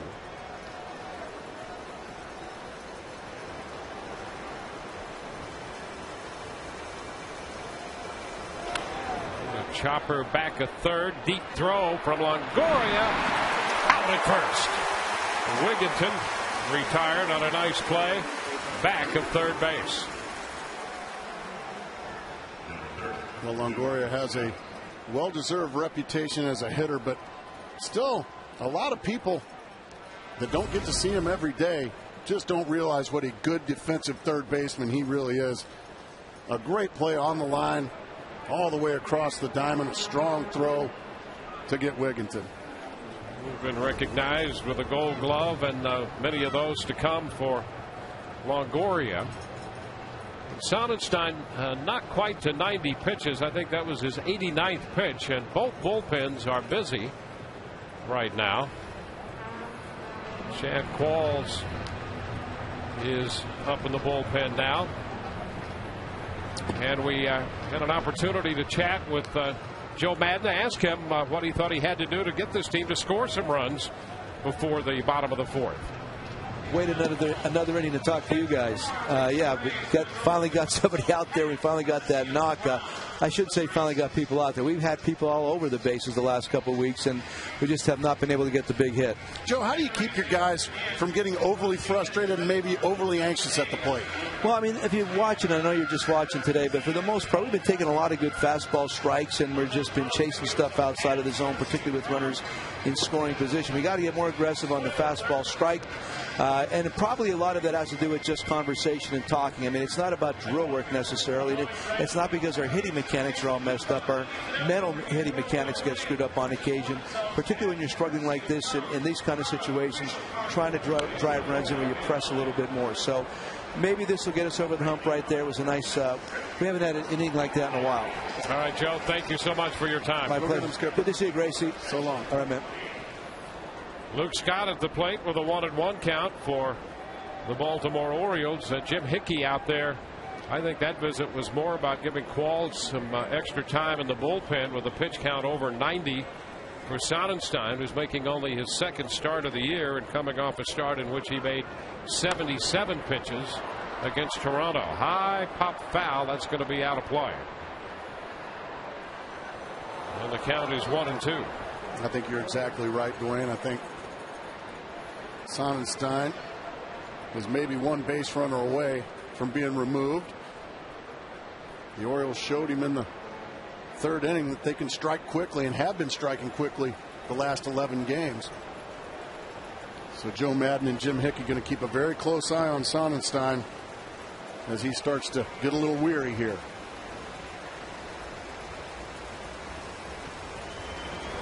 Breaking ball, and it's popped up foul.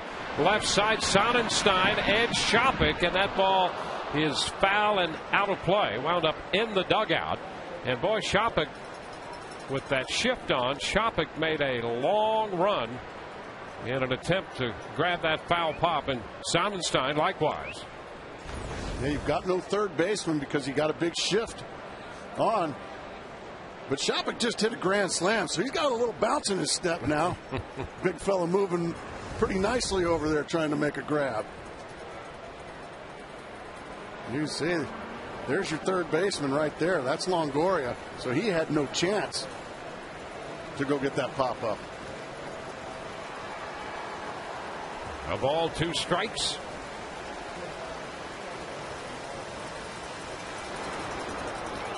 The breaking ball thrown into the dirt.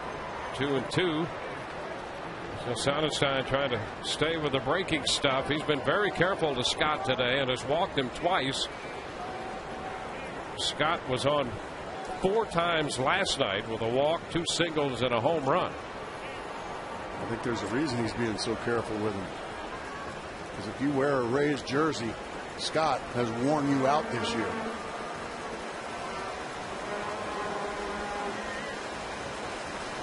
Two and a shot into short right. Rodriguez positioned perfectly, and the shift pays off. Luke Scott is out number 2. Adam Jones will be the hitter, and here's a look at that play and a great throw, Mark. He does a good job of staying behind the ball, catches it with 2 hands, and then unleashes a bullet on one hop, and it's waiting for B.J. Upton. That is a difficult guy to cut down at the plate because he just runs so well, B.J. Upton, but a great throw to end the inning by Jones. Jones has hit a 3-run home run and unleashed that great play out there, his 7th assist. shortens on the bat, takes the pitch high. 1-0. Sonnenstein closing in on 100 pitches. And look at those numbers for Jones against Sonnenstein. 6 of 10 with 3 home runs.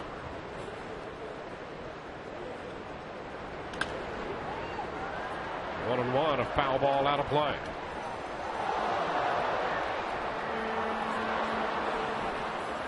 Ever wish more people would go to bat for you and the things you care about? Log on to statefarm.com/go-to-bat and let State Farm help you go to bat for your charity of choice.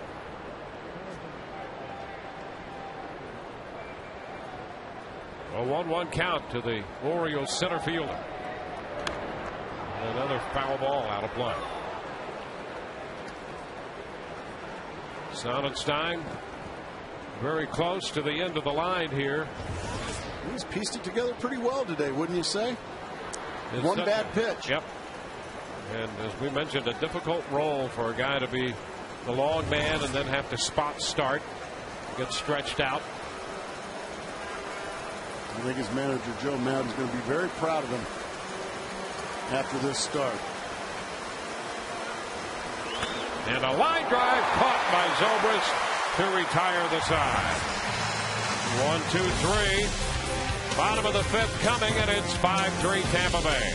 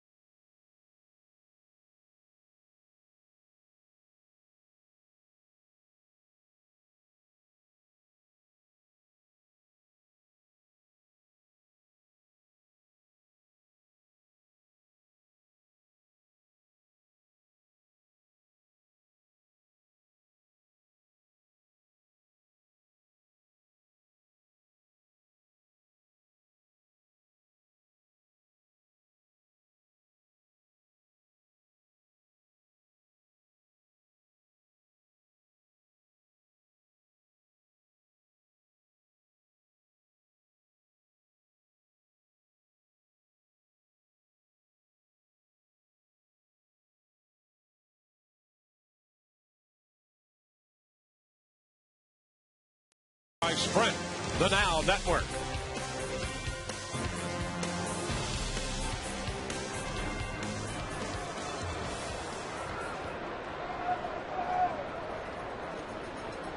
Back in St. Petersburg, Matt Albers takes over on the mound for the Orioles. 4 innings for Brian Mattis, and Albers faces Evan Longoria. Pitch is a strike. Hard throwing right-hander. Has been a workhorse for the Orioles.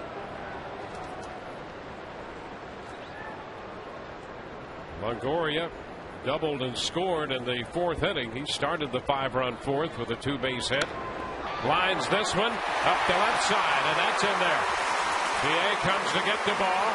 Longoria heads to second, and he has a stand-up double to begin the 5th inning.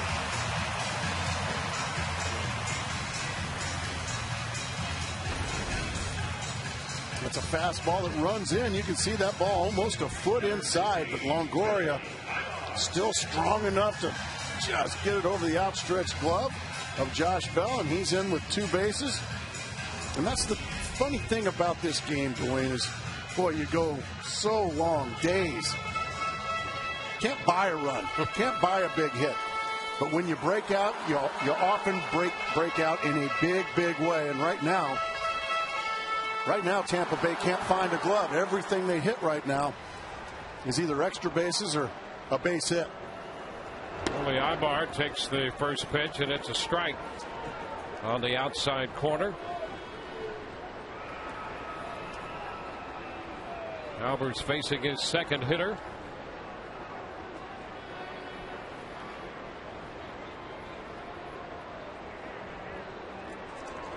And a ground ball headed through the middle and into center field. Base hit. Longoria heads to the plate. And the Rays pick up another run. That makes it 6-3.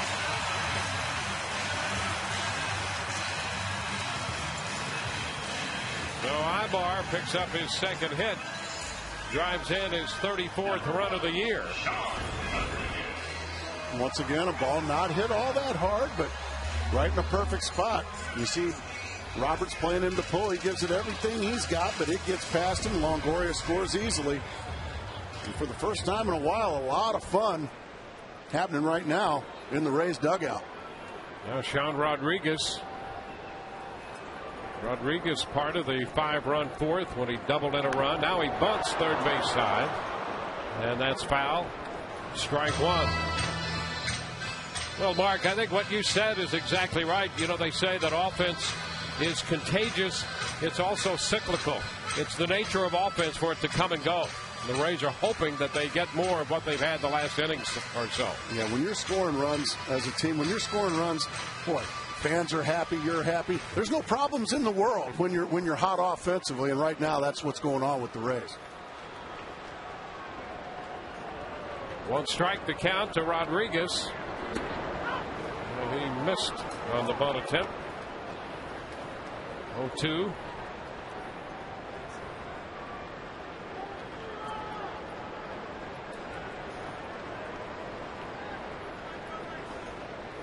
$11 hits for Tampa Bay. They've out-hit Baltimore 11-3. The Rays lead the Orioles 6-3 now. And a tap left side. Historis up and out at second. Ibar forced there, and no chance to double up Sean Rodriguez, who reaches on the fielder's choice. So one away with Rodriguez at first. The hitter will be Ben Zobrist.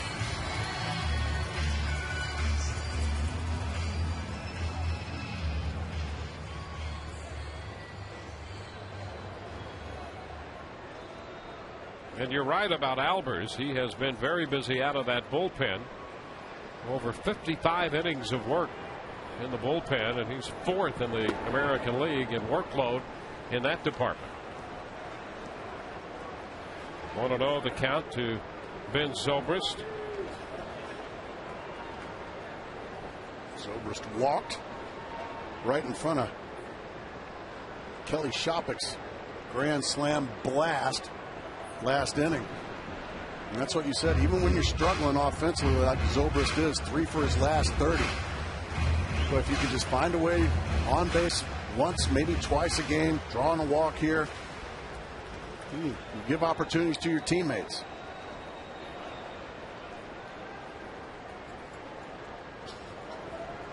And Rodriguez is back in. Well, Joe Madden will tell you that even when this team is not hitting, he stresses contributing in every other facet of the game. And you ask, how can a team that struggled the way it has recently offensively have the second best record in baseball? Well, that's one of the reasons. Even when they're not hitting, they try to do everything else well. Runner goes, and the pitch swung on, and a high fly ball deep to right field, down the line, and that ball is foul. Greg Gibson on the call. He was right on the line, eyeballing that one, and that's a foul ball.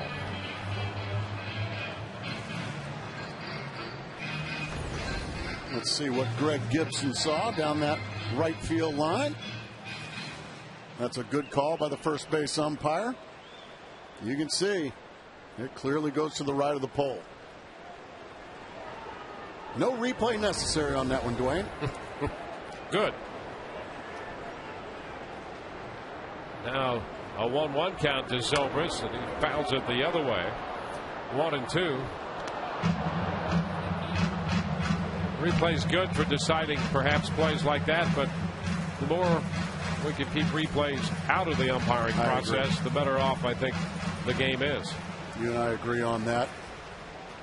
I don't mind this great game being officiated by human beings. Very well trained people. I don't want a machine down each line or a machine calling the balls and strikes. These guys are very well trained, and they are very good at what they do. Well, the human element is all over this game, and that's one of the reasons it has survived as long as it has and prospered. 2 balls, 2 strikes. And unfortunately, in baseball, in sports period, we never talk about the 100 calls that these guys get right over the course of a game. We only talk about the controversial ones, the close call, and more often than not, they're right on those as well. But if you miss one, it just becomes a nationwide story. Zobrist takes a close pitch, and it's a full count. Well, if they do a great job, you never mention their names. That's exactly right. You don't know who umpired the plate, or first, second, or third.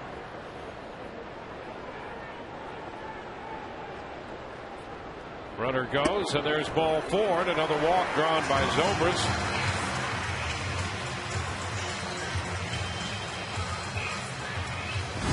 Kelly Shopik's going to step in, and let's take you back to his last at bat. Strike 1 with the breaking ball. Didn't miss with the breaking ball. This pitch right there. Was it a strike? No. What's it lead to?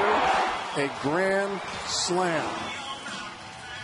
So I would imagine Brian Mattis, he's going to be thinking about that one for a while, for at least the next 4 days he has off.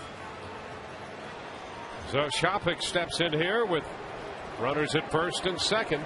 1 out. And he takes a strike. Well, the Rays over a 4-game span had gone 4 for 42 with men in scoring position, and they're 5 of 8 in this game.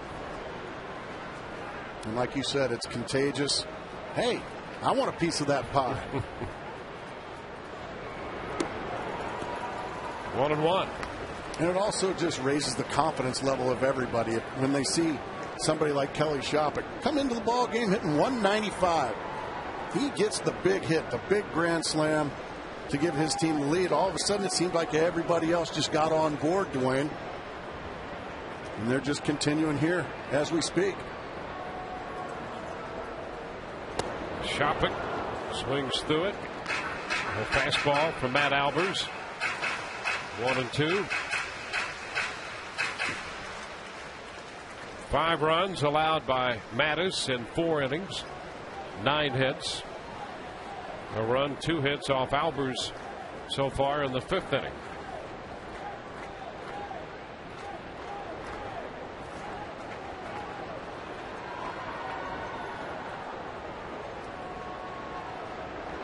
And a foul right back into the screen. MLB is proud to support Stand Up to Cancer. Visit standuptocancer.org to learn how you can help in the fight against cancer.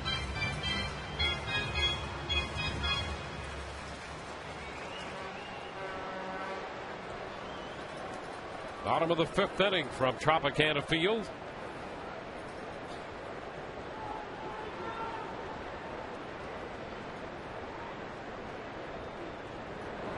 And a wave and a miss.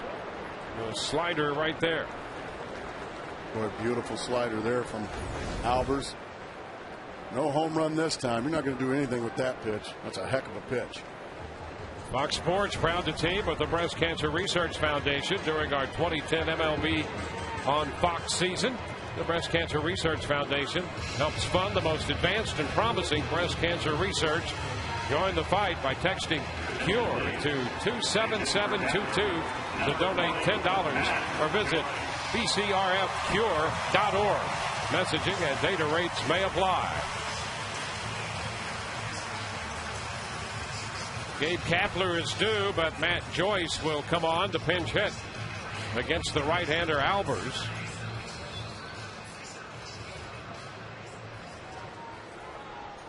Kapler had a base hit and 2 at-bats, and now it's Joyce with runners at first and second and 2 outs.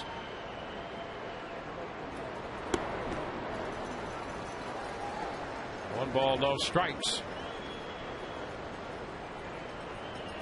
Joyce had a big pinch hit back on the 3rd of July in Minnesota when he came on and hit a pinch hit grand slam. One of 2 grand slams he has hit this year. 2 men on right now, and he's ahead in the count 2-0. His other slam broke up a no-hitter from Max Scherzer of the Tigers. Right here. That was the night that Matt Garza threw his no-hitter. A roller foul. 2-1.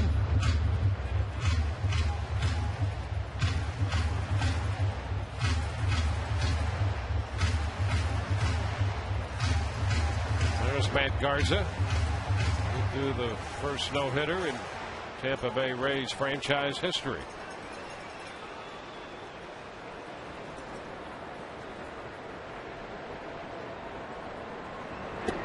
Joyce tried to check, but he went around, and the crew chief Jerry Davis confirms it. 2-2. Another good slider from Albers. What do you think at home? Yeah, that's a swing. Crew chiefs never miss those, do they? That's why they're crew chiefs. That's exactly right.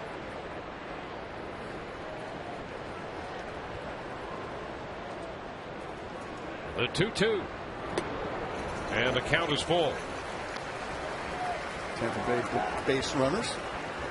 They'll be getting a running start here on the 3-2 pitch. With 2 outs, B.J. Upner's having himself a solid day at the plate. Waits on deck.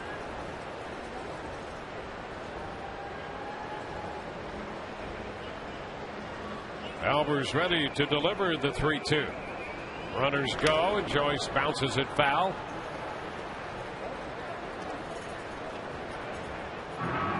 So Rodriguez returns to second, Zobrist to first, and they'll be off again on this next pitch.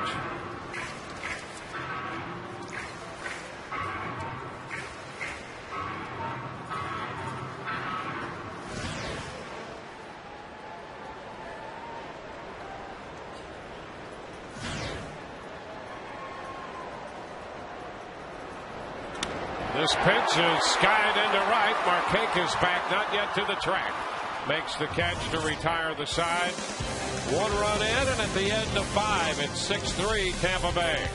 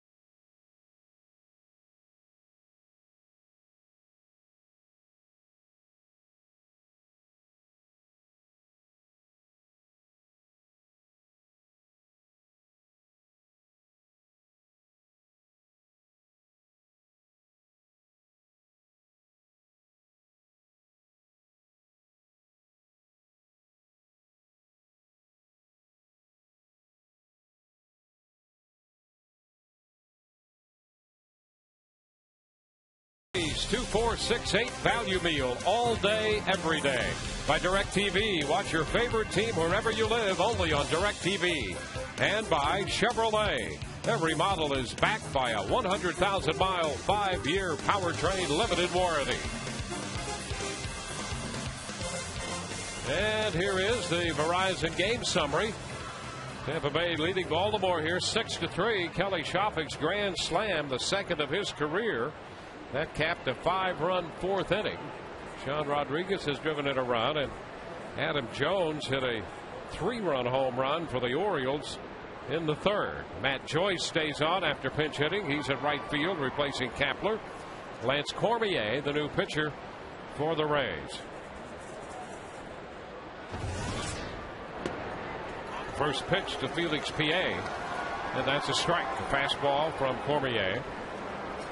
Cormier worked 2 innings last night. Right back into the fire you go, young man. 1-1. He's a former Oriole.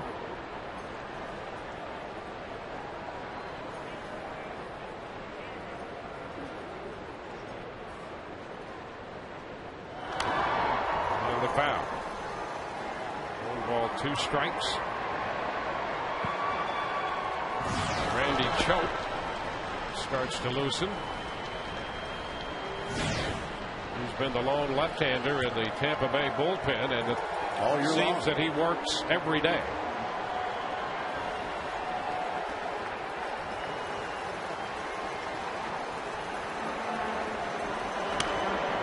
PA fouls that one out in front of a breaking ball. Cormier, a lot like Sonnenstein, another guy that he's not going to light up a radar gun, but he's going to stay on the corners. He can sink his fastball. He can cut his fastball. He's got a good curveball behind it. He tries to use that curveball effectively to left-handed hitters.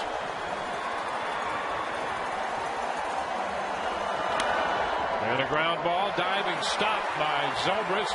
Cormier covers, and there's a fine defensive play at first base. So that's the first out. The NFL is back with 2 Fox preseason specials beginning Thursday. Tom Brady and the Patriots take on the Falcons. And on Friday, the Eagles begin life without Donovan McNabb as they take on Okocinto, T.O., and the Bengals. Both games start at 8 p.m. Eastern, 5 p.m. Pacific in high definition only on Fox. Anybody have names anymore? No, I kind of like Okocinto. He's my favorite guy. Is he? Yeah. Never met him. T.O. I mean, that's just initials now. Yeah, that's true. 1 strike to count to Wieters.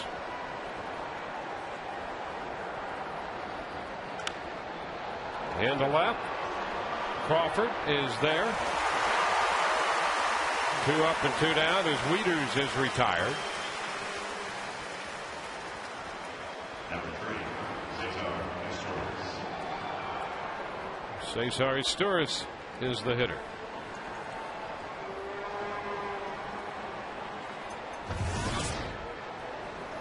He had a base hit and a stolen base in the second inning.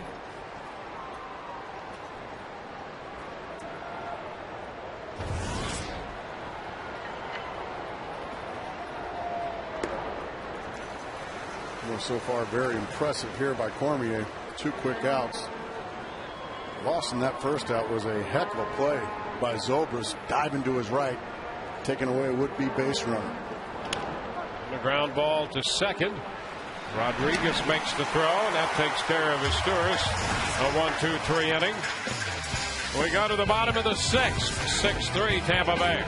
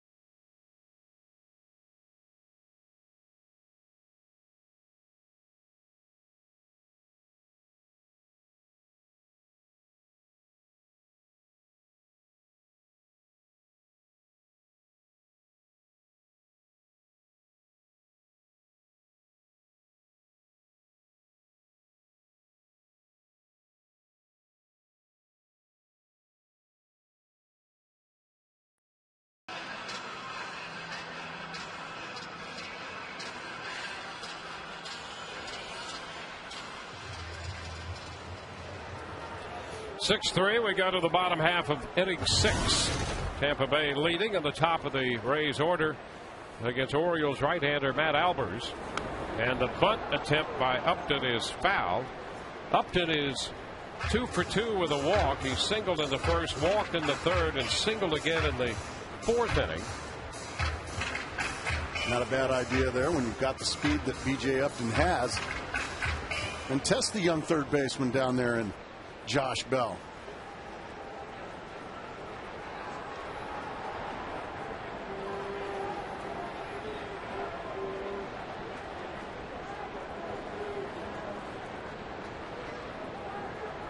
Five of the 6 runs charged to the starter Mattis. Upton lifts a fly ball to right, and Markakis backs up a few steps. That is out number 1. Jason Bartlett, who's 2 for 3 on the day, comes up.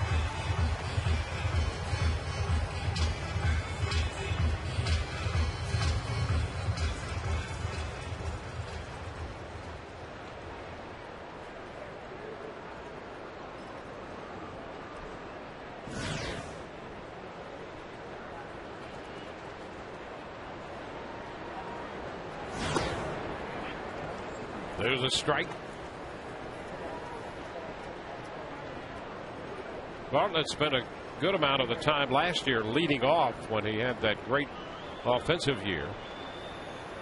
And recently has been down in the order, but number 2 today. And a ground ball to short is Sturis to Ty Wigginton. 2 up, 2 down.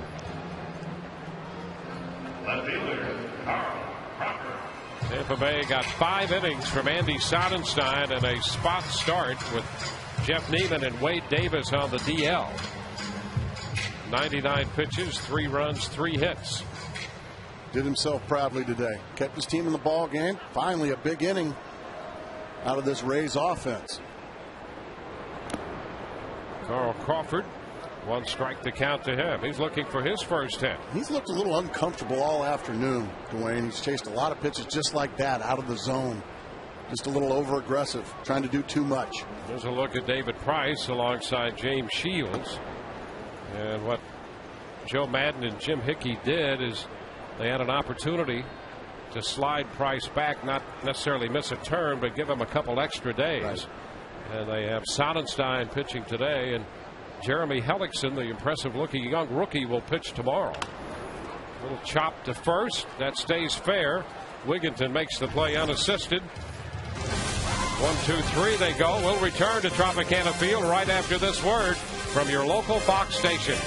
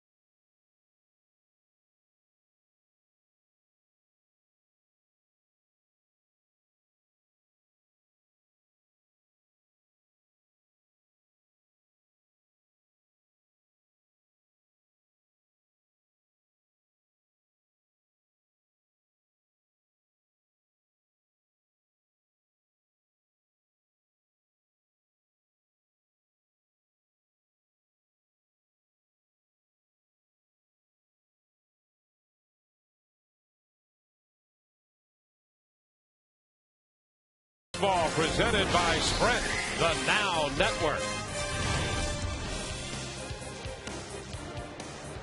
Josh Bell opens the 7th inning. And the first pitch from Lance Cormier was in there for a strike. Cormier worked a perfect 6th inning. Max Sonnenstein, who worked 5, retired the last 9 men to face him after the home run by Adam Jones. Curveball and a miss on the cut, 0-2. Back-to-back curveballs, back-to-back results, strikes.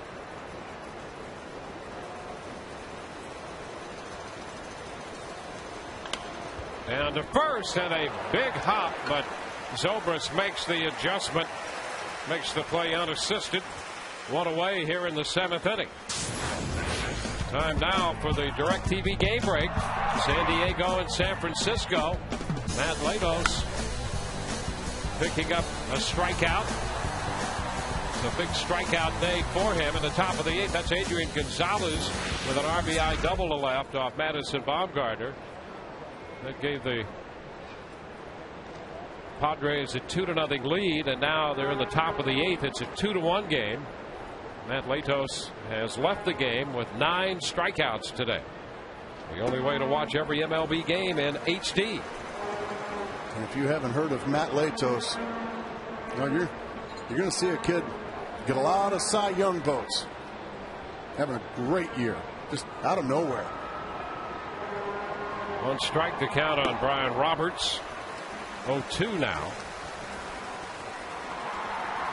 And Cormier has just come on and been a strike machine, getting ahead of every hitter.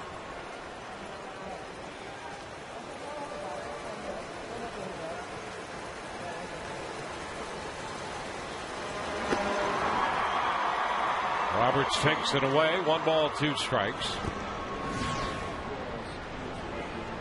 Armando Gabino throwing in the bullpen for Baltimore. Action in both bullpens now. Chad Qualls up again for Tampa Bay. Randy Choate, the lefty, was up earlier. He's standing alongside. That's a foul ball down the left side. Holds the count in 1-2.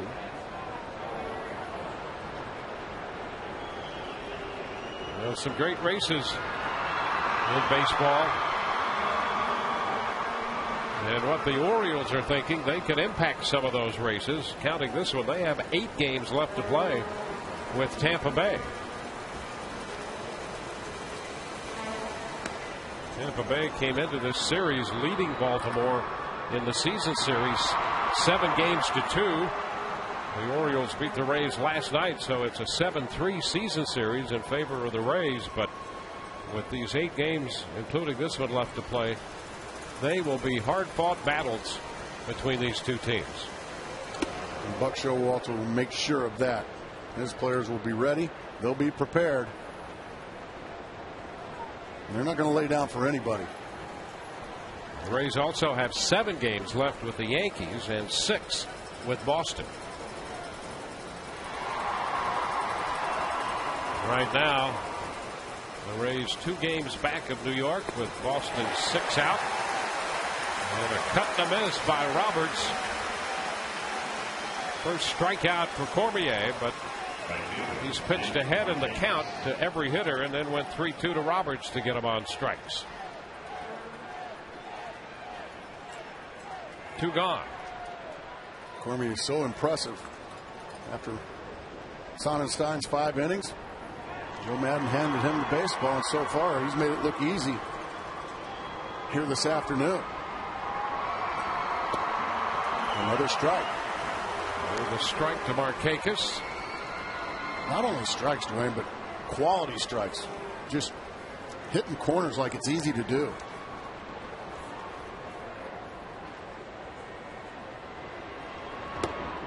That's a strike at the knees. 0-2. Markakis takes a look back at Brian Knight. Yeah, I know this guy's throwing strikes, but you got to give me a chance here too.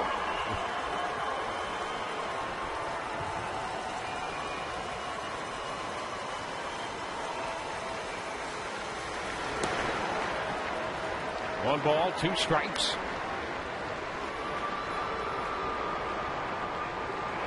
Well, this game effectively has been covered by the bullpen for Tampa Bay. Sonnenstein making his second start of the year coming out of the bullpen. And now Cormier. And of course, with the bullpen busy now, there'll be more participants out of the Tampa Bay bullpen before this one is complete. 2-2. And a fly ball lifted into left center. Crawford is there waiting, and that will retire the side. 16 in a row retired by Tampa Bay pitching.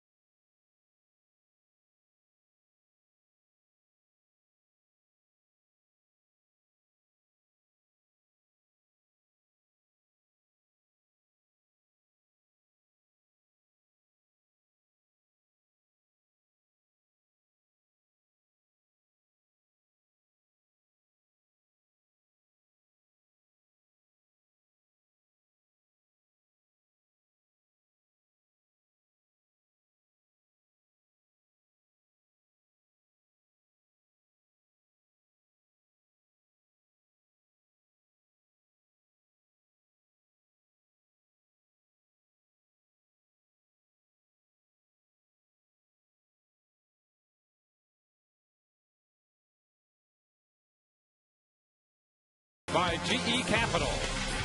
By Just for Men for mustache and beard. Keep your edge. And by Pepsi Max. 0 calories. Maximum Pepsi taste.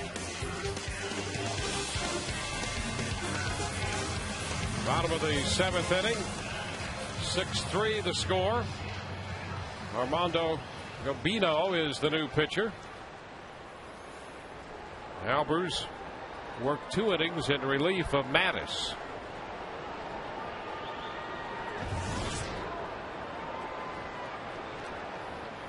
And Evan Longoria will lead off.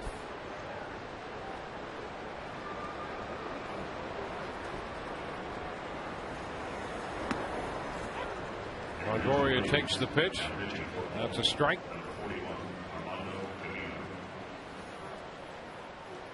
Five runs off Mattis and 1 run off Albers.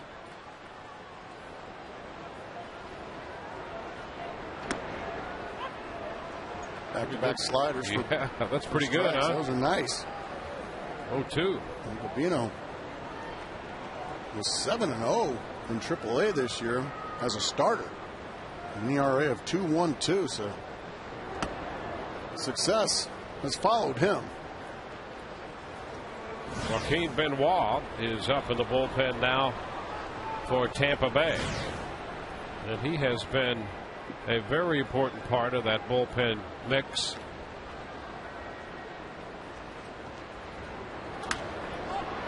This one is popped up right side, and Wigginton still in fair territory. 1 away. Now it's time for the Just for Men Keep Your Edge spotlight. Rafael Soriano has been very big out of the bullpen at the backside of the game, and as Rafael Soriano gives the Rays the edge, you too can keep your edge with just for men mustache and beard. What a pickup he's been. We'll see him up if the Rays continue to hold a lead within the parameters of a save. Well, show me a manager with a good bullpen, and I'll show you a really smart manager. His Ibar fouling one back. 1-1 the count. Well, the Rays have some depth and versatility in their bullpen. Interesting to say that with only one left-hander out there, Randy Choate, but they have used Cormier in situations. He's sort of the right-handed left-hander, if you will. He's got that good weapon, the breaking ball for the left-handers. And if you've got a right-hander that can get lefties out, if you've got some right-handers down there that can get lefties out, boy, what a huge plus that is for a manager. 1-2 the count to Ibar. Hits a base hit out of the reach of Historis through the left side. And Ibar's on for the third time today. Boy, is that a pretty piece of hitting there by Ibar. Got a fastball up and on the outer part of the plate. He doesn't try to pull it. He just swats it the other way nicely. That's pretty.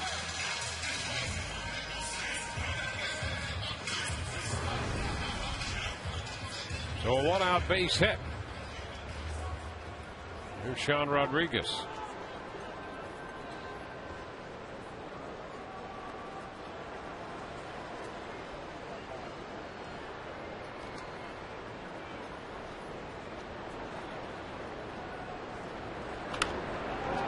Rodriguez fouls it out of play.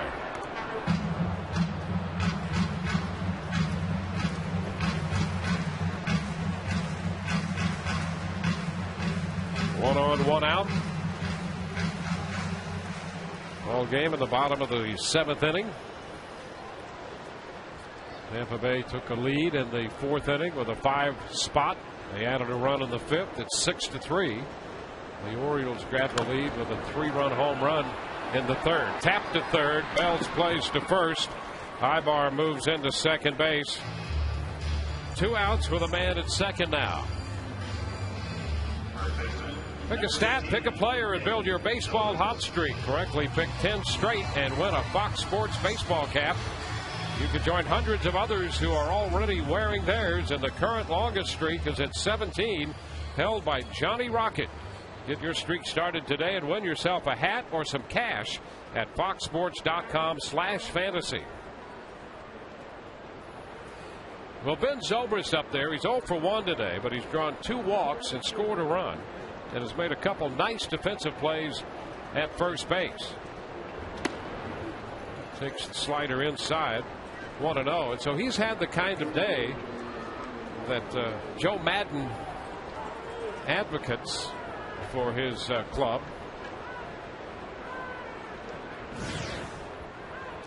Want to know the count.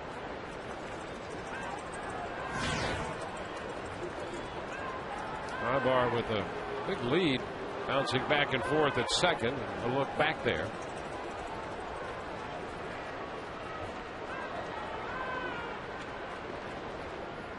One ball, no strikes.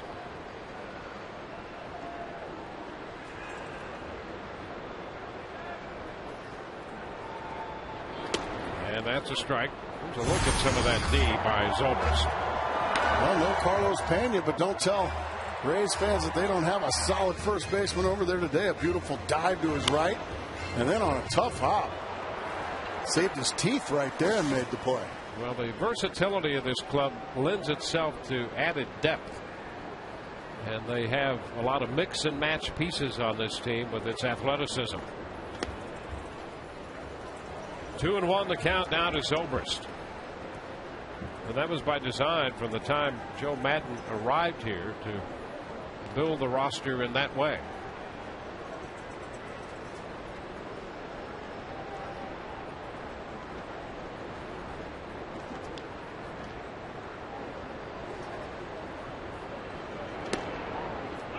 That's a strike. 2-2, and it really seems, and has for a while, that this team is put together more along the lines of a traditional National League style club. Right. And that's kind of the way Joe Madden likes it. He got a lot. He learned a lot from Mike Socia in Anaheim. And a ground ball right side. Great stop by Roberts, and from his knees in the outfield, he throws out Zobrist to retire the side. No runs, a hit, one left. We're through 7, 6-3 Tampa Bay.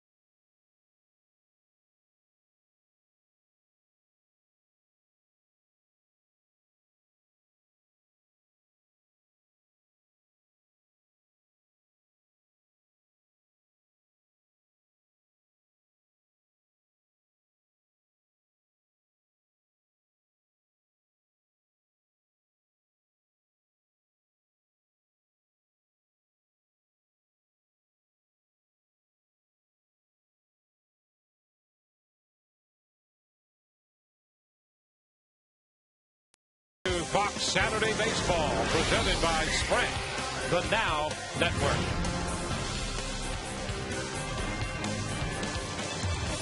Top of the 8th inning coming up from Tropicana Field, and Joaquin Benoit takes over on the mound. Ty Wigginton, the number 3 hitter in Buck Showalter's lineup, leads it off. Wigginton 1 for 3 today. Benoit comes out throwing a strike. And all he's done this year is just get people out. A lot of strikeouts in that mix.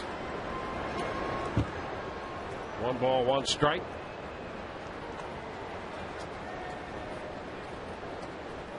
Let's see where he ranks among American League relievers when it comes to opponent's batting average, just 136. Leaves a slider up in the zone, but Wigginton swings right through it.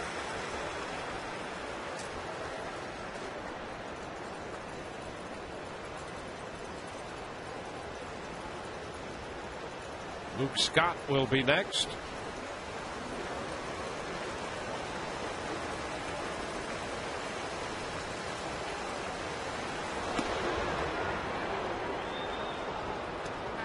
Two and two. Benoit, long time with the Texas Rangers. Had some arm problems, shoulder problems. He's come back from that.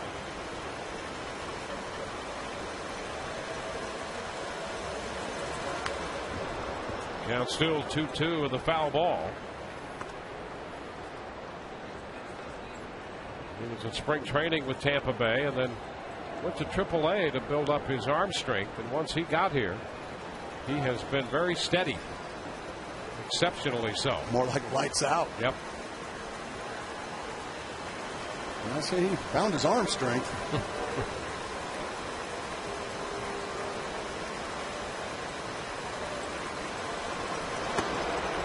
And strike 3 call. One away here in the 8th inning. Buck Showalter taking over this Baltimore ball club. We asked him what perhaps was the best thing he saw when he arrived in Baltimore. Well, I love the city. I love the history. I love what it means in the past. You never confuse change with a lack of respect for tradition, and obviously we got to make some adjustments. But there's some good things here. So many mistakes are made when you go in and think everything's bad just because you've lost X number of games. So there's some good people here and some good players that are healthy now and starting to revert a little bit to their track record. But I love the city and the fans' passion. Hey, Buck, if there's one thing you can instill in your players, what would that be?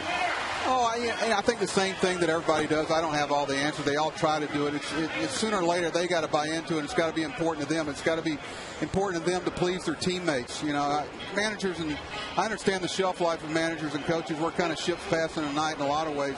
So it's got to be important for them to please their teammates. I know, Grace, you look back at the good clubs you were on, and you didn't want to let your teammates down, and you want to make sure that it was something that everybody embraced. That's true. All right, Buck, we appreciate your visit. Thank you. All right, guys. Good luck, Skipper. Bye-bye. 1-1 the count to Luke Scott. Pretty good words of wisdom there. Mm-hmm.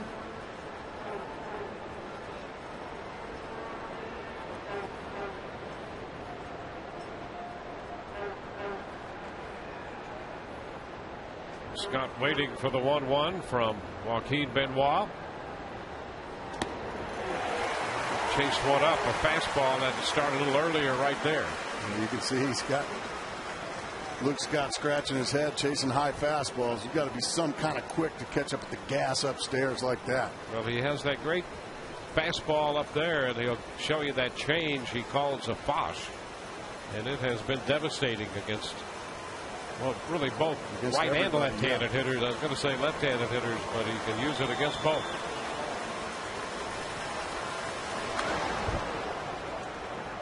Foul ball holds the count at 1-2.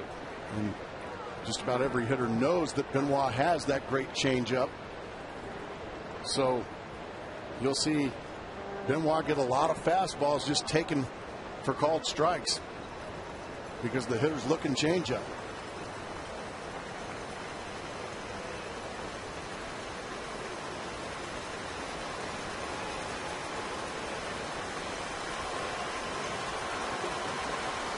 And a wave and a miss. He got him with that changeup. Back-to-back strikeouts. That's 17 in a row. Retired by Tampa Bay pitching. Next week on Fox Saturday. Saturday baseball. The NL East leading Braves in Chicago taking on the Cubs. Or the AL West leading Rangers battling the Orioles. Fox Saturday baseball presented by Sprint returns next week at 4 Eastern, 1 Pacific on Fox. Check local listings for the game and start time in your area.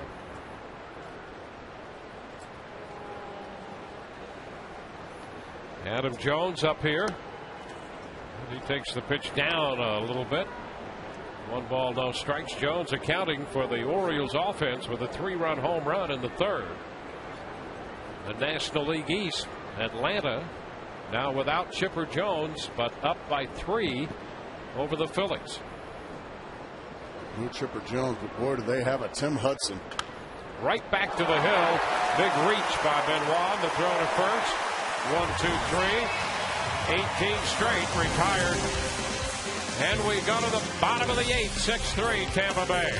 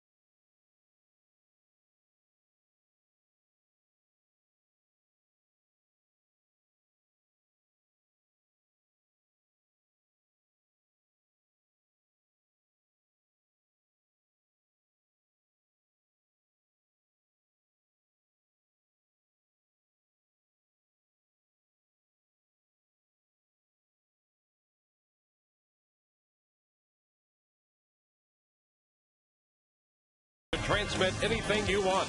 Verizon. And by new Gillette Fusion Pro Glide. Turn shaving into gliding and skeptics into believers.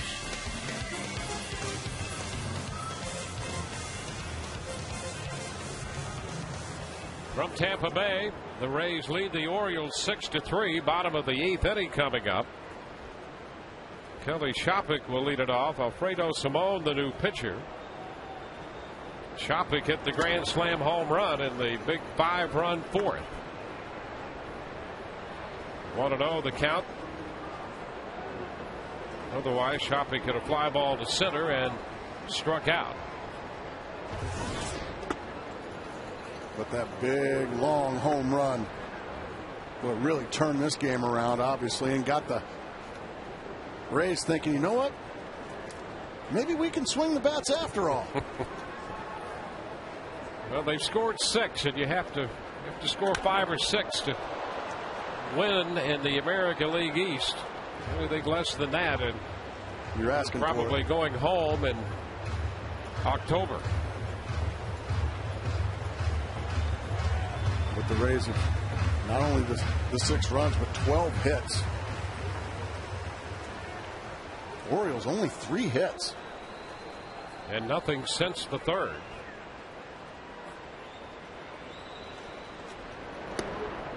Shopik takes one down. He's ahead in the count, 3-1. 5 runs off Mattis and 1 run off Albers.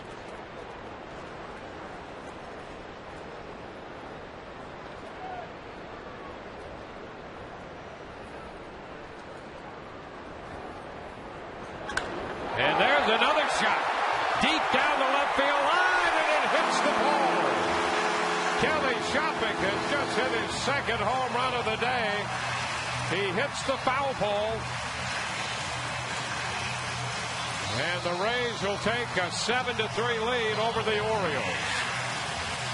5 runs batted in for Shopik on the strength of 2 home runs.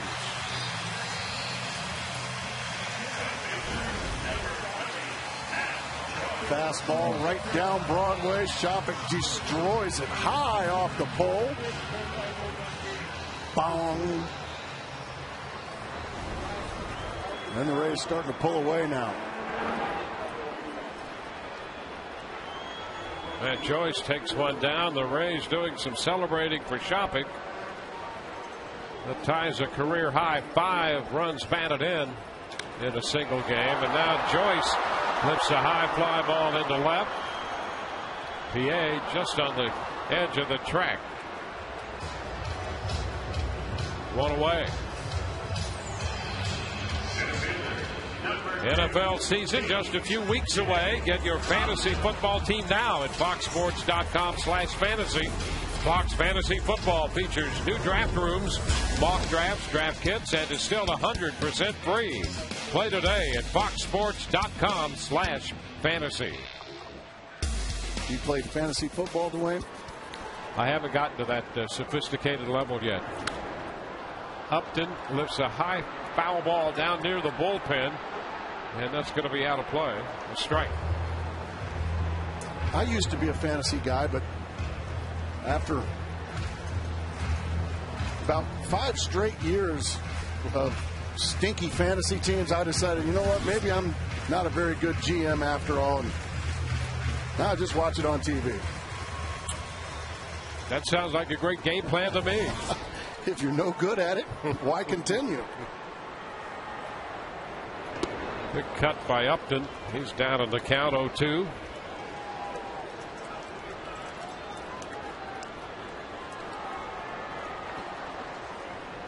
Shopik had 5 runs batted in on July 9th against the White Sox last year. 5 runs batted in this game. 1-2 the count to Upton.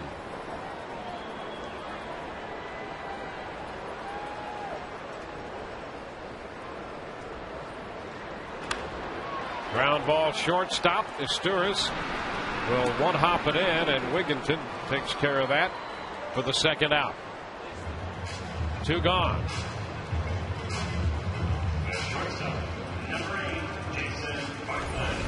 Nice play to his right. The backhand on a sharply hit ball by Upton. Nicely picked over there by Wigginton.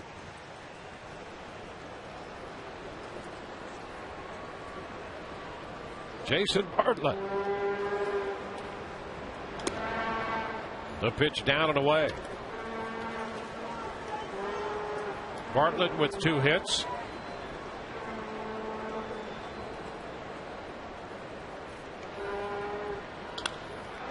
And another one. A line drive out of the reach of Asturias. Bartlett makes the turn and hangs on right there. 7 runs, 14 hits accumulated by the Tampa Bay offense today. This is something they've been looking for a long time. Now Carl Crawford. 14 hits here for the Rays, and unfortunately for Carl Crawford, none of them belong to him. He's still peeking in the store. He takes a pitch down, 1-0.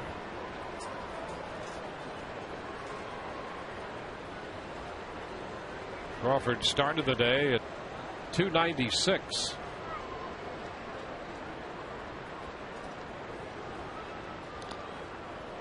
Bartlett back in.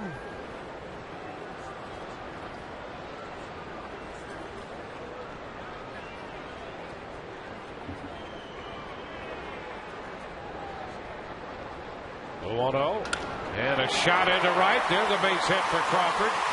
Bartlett stops at second. Hit number 3 of the inning.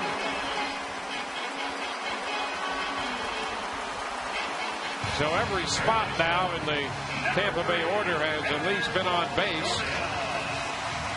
in what is a 15-hit attack.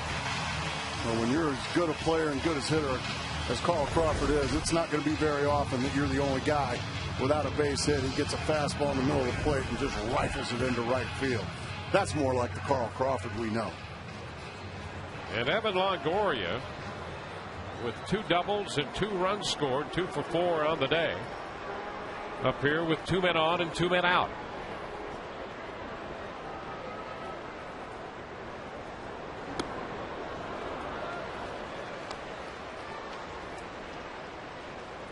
Longoria now with 36 doubles. It's a 4-run lead. Rafael Soriano had started to loosen in the bullpen, but now with another run, Randy Choate is up. It's 1-1.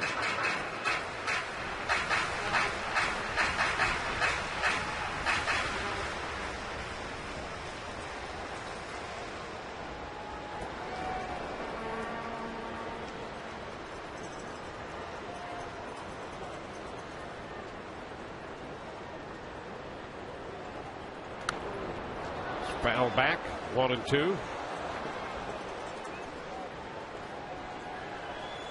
A 5-run fourth. Shopik's home run, the key blow. Rodriguez doubled in a run. Ray's got a base hit from Ibar to drive in a run in the 5th inning, and another home run from Shopik here in the 8th.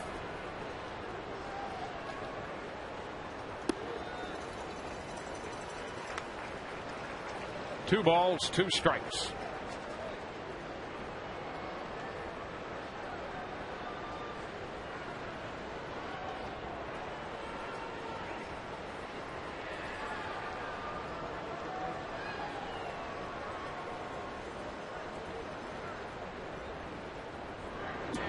And Longoria chases that one. Strikes out to retire the side. Kelly Shopik's home run gives the Rays another run.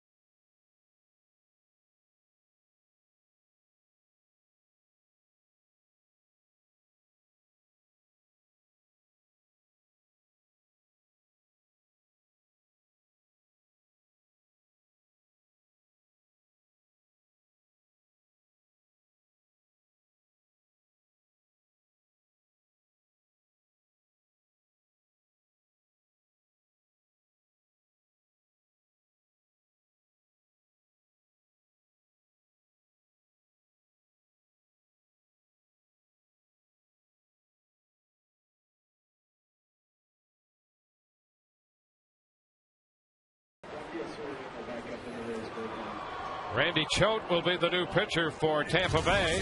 The Rays left-hander on to work the ninth, following Sonnenstein, Cormier, and Benoit.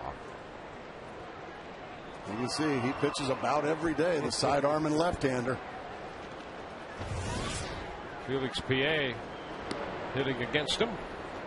He takes the first pitch for a ball.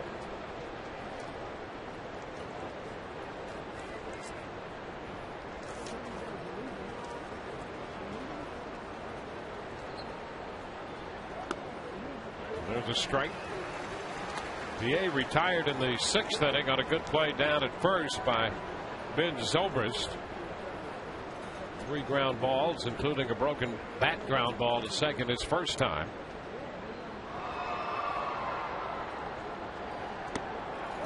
Oh, what a beautiful slider there. That one had PA running from it, but it came right back to the inside corner. Good pitch. It's going to hit me. Oh, it's a strike. And he also has that slider that he can start out over the plate, and it just runs right off the plate. That one there. Yep. And he had PA reaching for it and just got the end of the bat on it to foul it away. A ball, 2 strikes on PA, leading off the 9th. Matt Wieters due next, and then Esteuras scheduled to hit 3rd.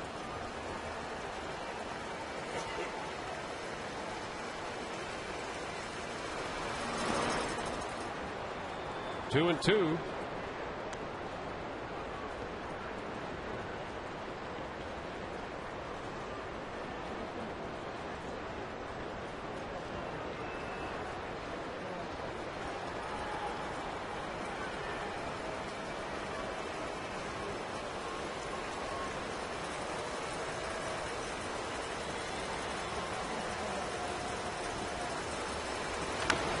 Tap charged by Bartlett. He gloves and throws. That is the first out in the 9th inning in what is a 7-3 ball game right now. We'll mark the story for Tampa Bay. 2 stories actually. Offense, the big one, and the second one is that the bullpen has pretty much covered this game on the mound, starting with the spot start from Andy Sonnenstein. Yeah, Andy Sonnenstein gave up a 3-run homer. That was it in the 3rd inning. Since then, no Baltimore Orioles have reached base. What a great job by this Rays bullpen.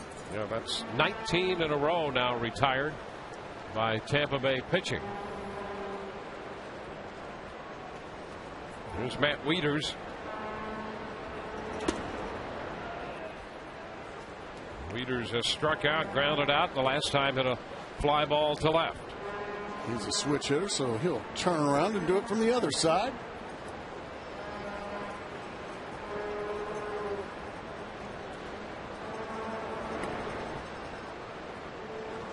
Two and 0. 4 switch hitters in this Baltimore Orioles lineup. You just don't see that many anymore. Switch hitting kind of becoming a lost art. Not in Baltimore. Yep. 6 in the lineup overall. The 4 by the Orioles. Tampa Bay with 2, Zobrist and Ibar.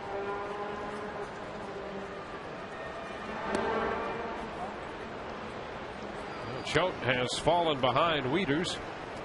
3-0.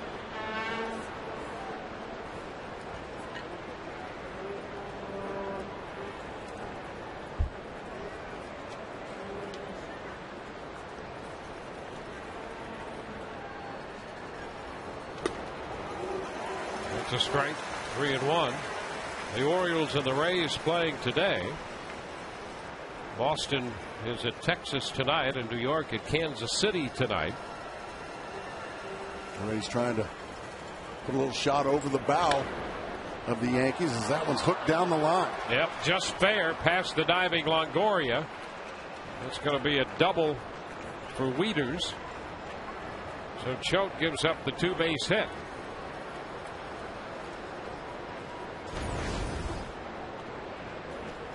By a sprawling Longoria. Jerry Davis on the call.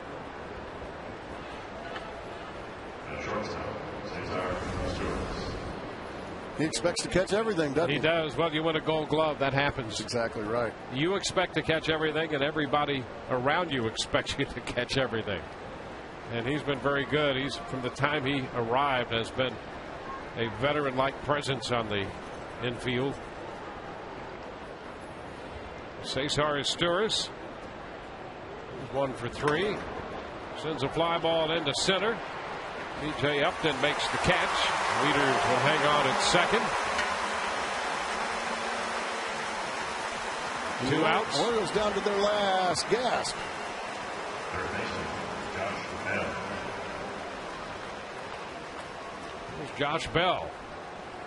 3 ground balls for Bell. All of that as a left-handed hitter, and he, like the 2 hitters before him, turns around to hit from the right side.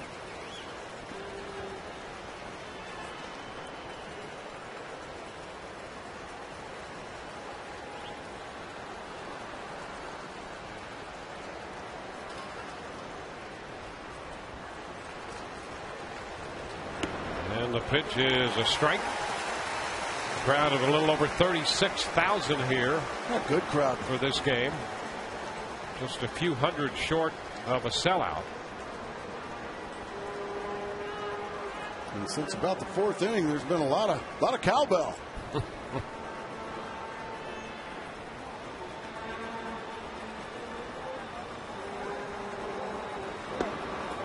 A little low. 1-1.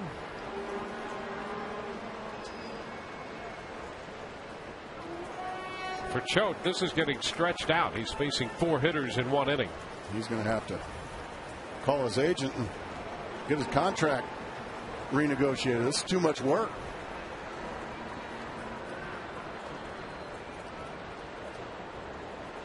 Gave up the double to Wieters. 2 outs.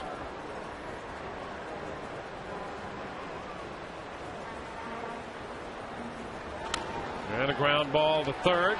Longoria makes the play, and this game is over. It's a 7-3 final. Tampa Bay over Baltimore. We'll be back in just a moment.